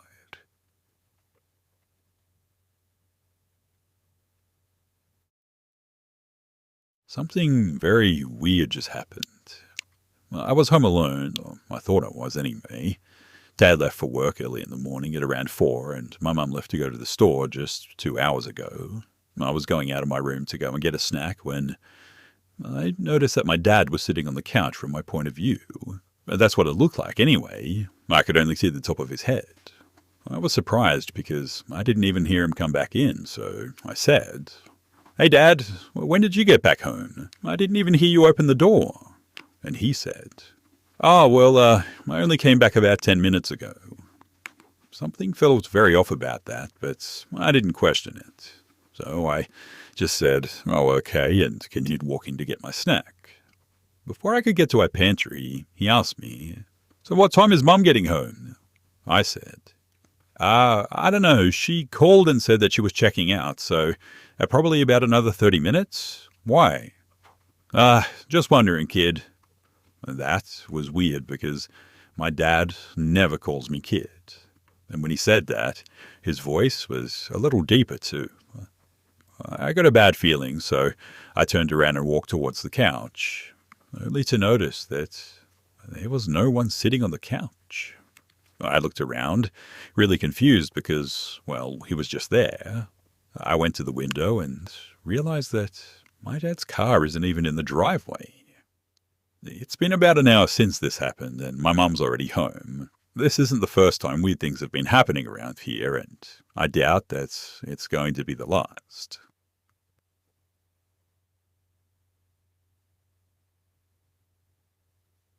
When I was around 15, I had started babysitting a family with 3 kids, 2 boys and 1 girl.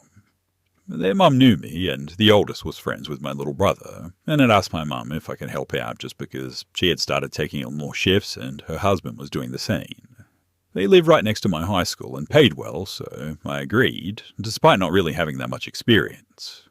And pretty quickly, I realized that this was going to be difficult.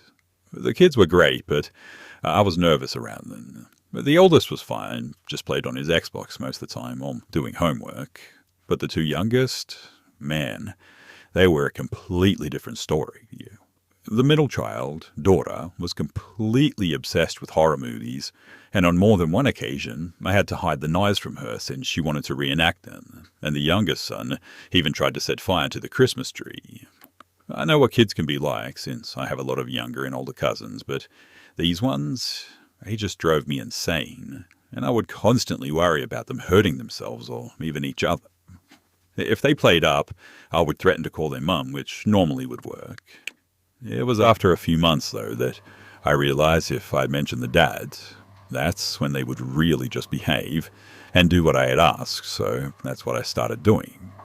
Now, I never really met the dad. I just knew the guy was really tall and big build, but was always described to me as still being really nice, so I never thought about it. On this occasion, I'd said to the youngest boy that I would call his dad if he didn't stop behaving, which resulted in a huge tantrum. So I ended up calling him and explaining.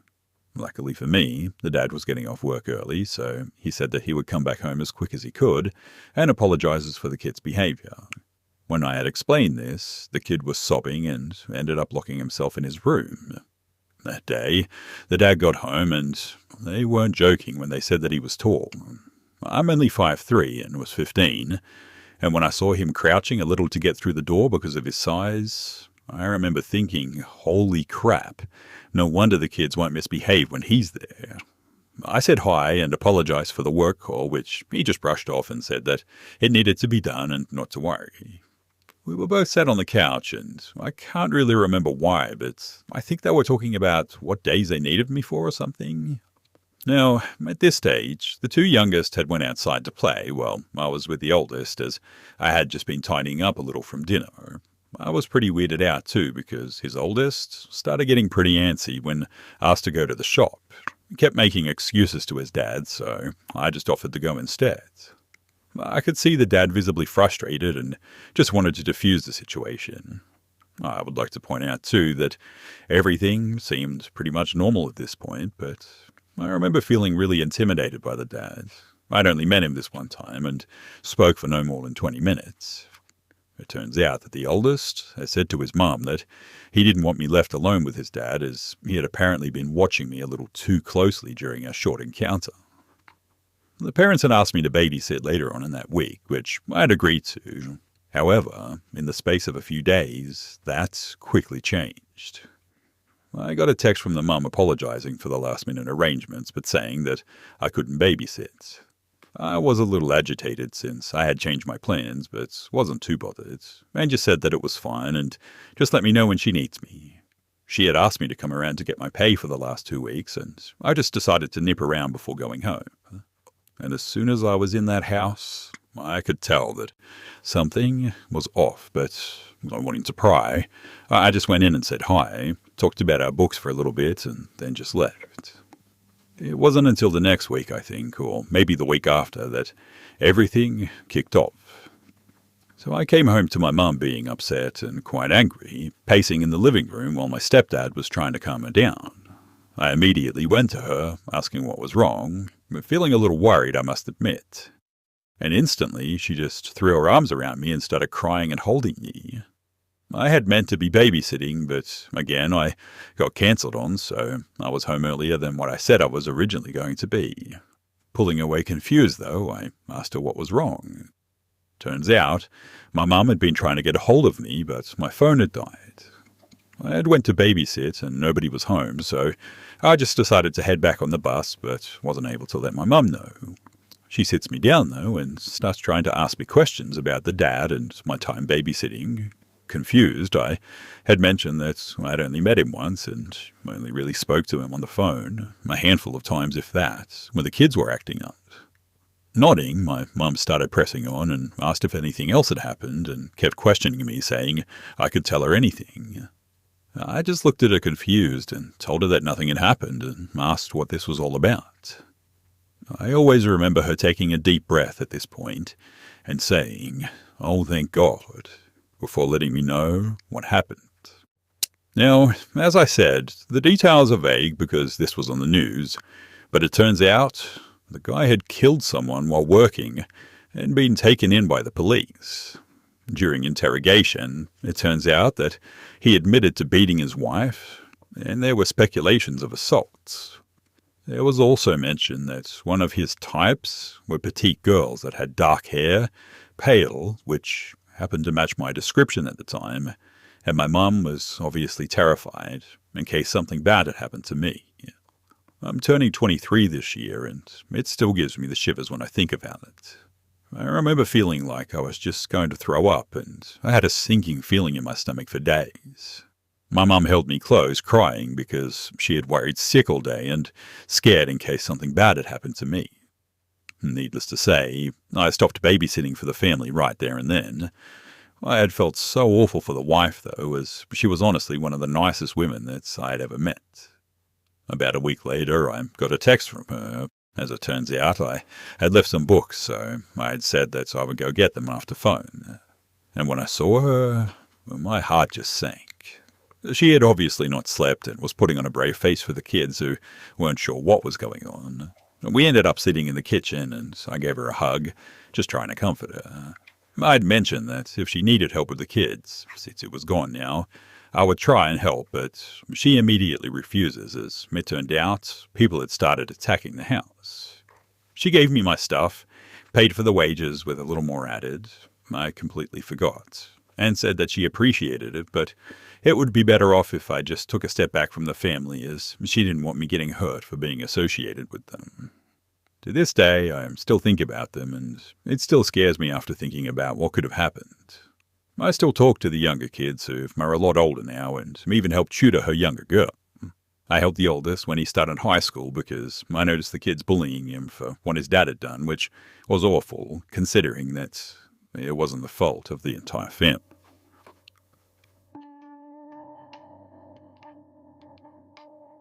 So I had just gotten back from the beach, and I went inside the house, looking for my grandmother. The door was unlocked, and she never leaves without locking the door. I didn't see her on the couch, and her bedroom door was not closed, so I knew she wasn't taking a nap, but like I said, it was odd that she wasn't on the couch or the front porch. I glanced at the table, and there was no note. I called for her, and I heard a kind of muffled noise. I thought it was a muffled call for help at first, so I ran into the back. I didn't see her on the bed, so I ran to the bathroom, and she wasn't there either.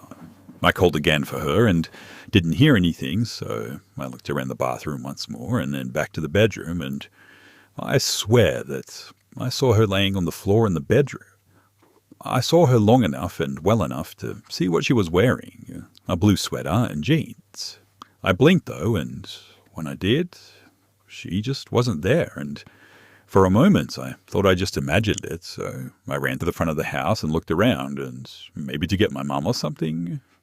This time, though, I saw my grandmum's neon yellow notepad on the kitchen table. It was so bright that it was impossible not to see, and there was a note saying that she went across the street for a second. I felt so disorientated and confused for a second. I went back outside, and there was my grandma with the neighbor.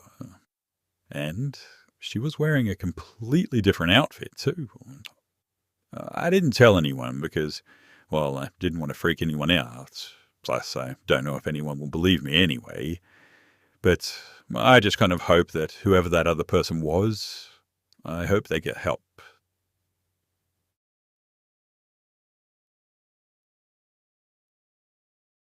Some years ago, me and my friends went for a drive in an unused quarry, and now national park here in the UK, and we spent a fair amount of time there throughout our teenage years too.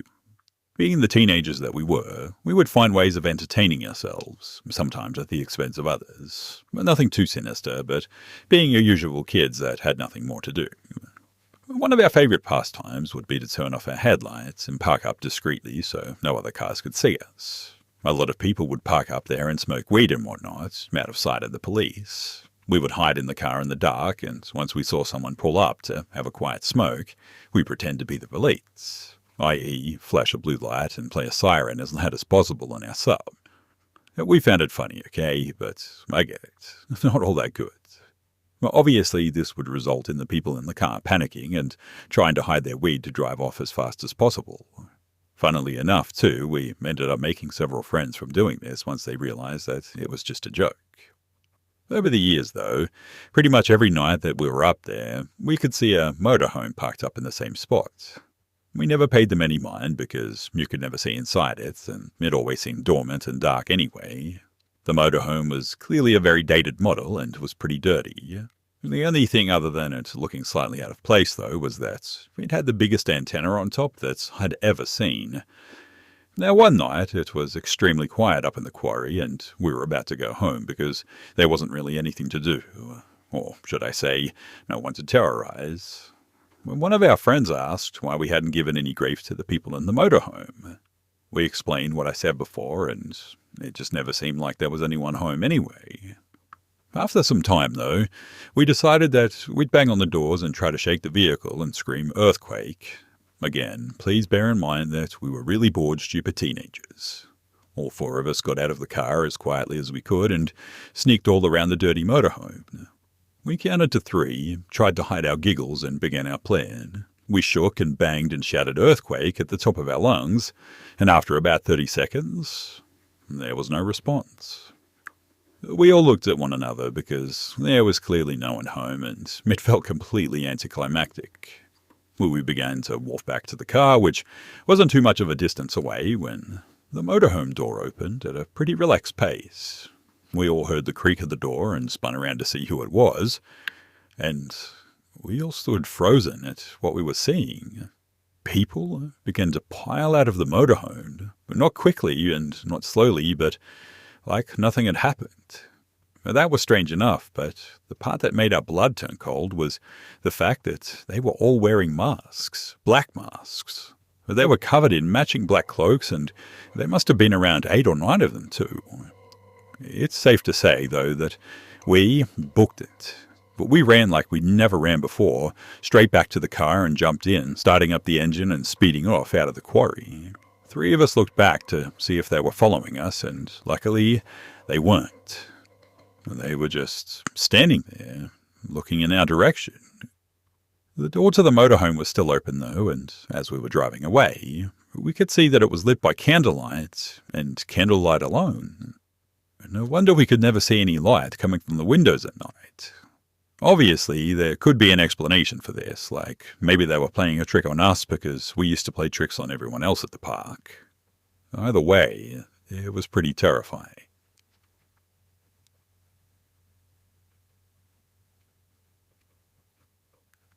My son is one of the most honest little boys that I have ever met. I'm biased, I know, but still. I was very young when my son was conceived, and he was a huge shock to both me and his father, as I was actually on birth control. But nevertheless, he is the most loved and spoilt little boy ever. He is literally the light of all my darkness, too, and there's definitely a reason as to why he's here, planned or not. He's meant for this work. My ex, father of my son, had a best friend whom died exactly a year before my son was born.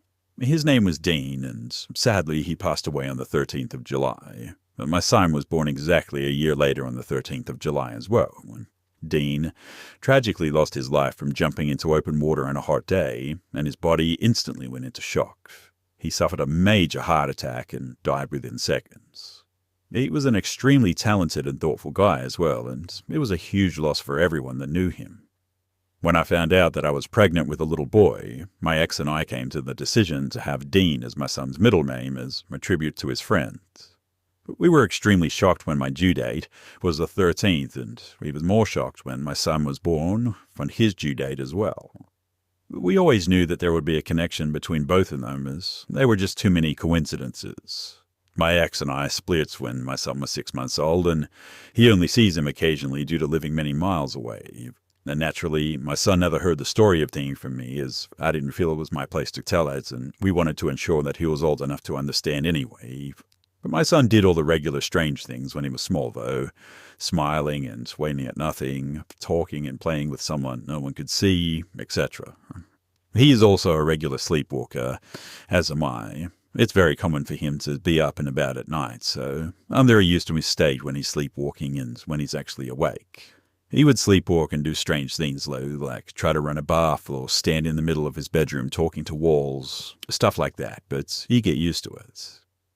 Around 4 months ago, though, he woke up calling me. Not distressed, but clearly wanted me in the room as soon as I could get there.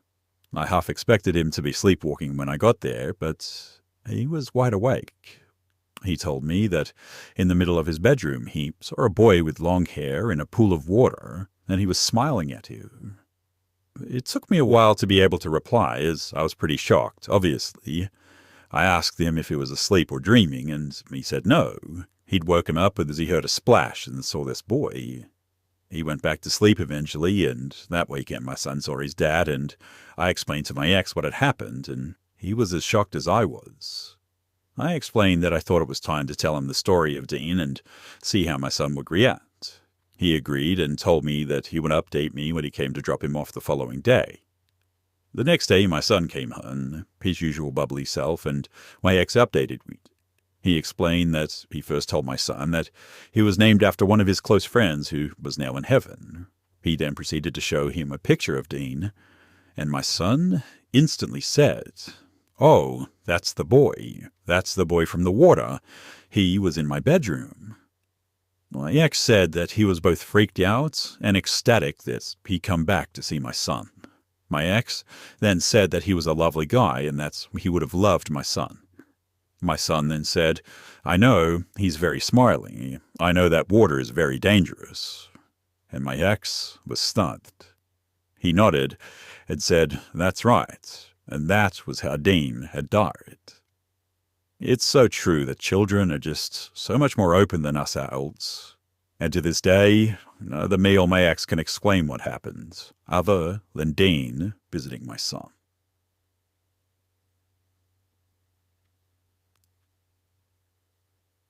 So I was a part of an access course that allowed older students who want to go to university to get the grades to get in. I was one of the youngest in the class at 23, 24 by the end of this story, with the vast majority of my class ranging between 32 and 53. And, oh my goodness, there are so many stories that I could share about that class, the class from hell, but I digress.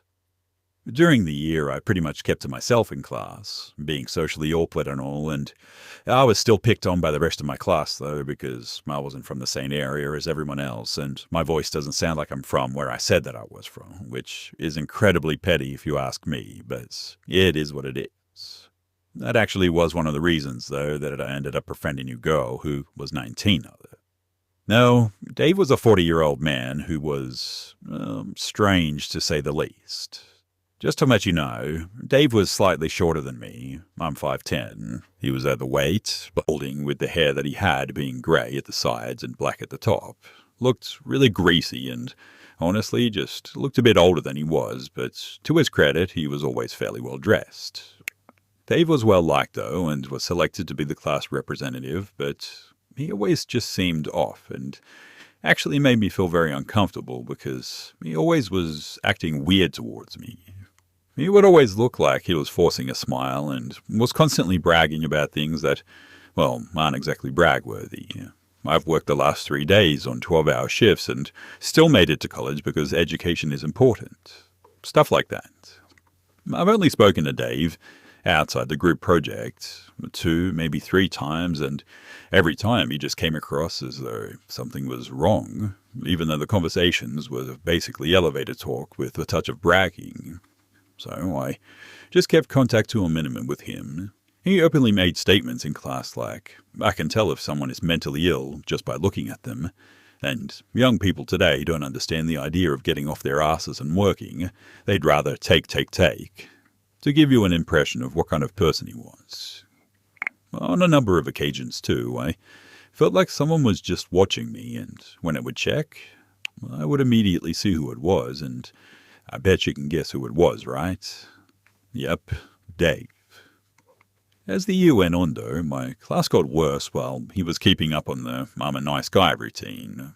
Honestly, I just ignored him most of the time, but did wonder what was making the class become worse. But this was a while after the group project. It wasn't until the last day, though, that I found out why. I was talking to Tina, saying how amazing it was that we both completed the course and got on with our lives, till Tina said, "I know, thank God, I don't have to see Dave again. He was really creepy. I don't know what his deal was." I asked her what she meant by that, which prompted her to say, "Hold on, do you know what he's been saying?" Tina told me everything that he said, and all of it was about me. According to Tina, Dave had been saying some crazy stories revolving around me and would always ask her questions about me and my life, asking her about where I grew up and what I wanted to do with my life, about my family even. That really creeped me out, but then came the stories that he was telling to my class. Dave had been saying a lot apparently, to the point that if I knew about this at the time, I would have reported him for harassment or something, anything to get him as far away from me as possible. Apparently, he'd been saying how I'm a desperate attention seeker who was begging him to be friends with me, saying how I used mental illness and health problems for people to feel sorry for me and get better grades, and how I don't deserve to go to university because I'm fake. Those made me laugh at first because of how pathetic I thought that was, considering we barely spoke, but then it felt uncomfortable because somehow he knew about my health problems, and considering that no one except the lectures knew about them, I wondered how exactly he found out about them. But then came the wild stories that never even happened. According to Dave, I tried to hug him multiple times. One story was when he told me that he got into university, allegedly, and I was jumping for joy and forcibly hugged him, screaming how proud I was of him as he awkwardly and unwillingly hugged me back before pushing me away. The second story, we were leaving class when I turned in front of the lecturer and forcibly hugged him again as he resisted before I skipped out of the room saying, "See you later, friend," with the lecturer and him mocking me after I left. The third, and my personal favourite, is supposedly during another class. I turned to Dave and was yet again trying to force him to hug me, but this time he kept telling me to stop, but I laughed at his cries. It wasn't until the lecturer intervened by saying, "Stop it, you are not friends," that apparently I stopped. I was taken aback by the stories and thought maybe it was still made up for amusement or something. But no, when I saw another girl in my class, I tried to ask her about the rumors, but the second I mentioned his name, the girl screamed at me, "Leave Dave alone, you psycho. Honest to God, why the hell are you so obsessed with him? He'll never talk to you." And she just stormed off. Obviously, I was pretty shocked. Tina apologized to me for not telling me sooner, but she honestly didn't know. Now, just so you know, I hate confrontation. Most of the time I just try to avoid it, but I just couldn't let this one go. I don't care if people call me names. That's just a basic insult. And coming from my class, who knew nothing about me, it made those kind of comments even more meaningless. But commenting on my character, saying made-up stories and calling me crazy, I do not take that well. Later on in the day, I saw Dave, but when I approached him to confront him about all of this, he looked as though he saw a ghost and he just ran away. I ended up messaging Dave on Facebook, and I sure hope that this is the end of it, but somehow I'm not so sure. It creeps me out to this day that all this time he'd been talking to me and imagining these incidences while I was just none the wiser. And I, for one, hope that I never see him again.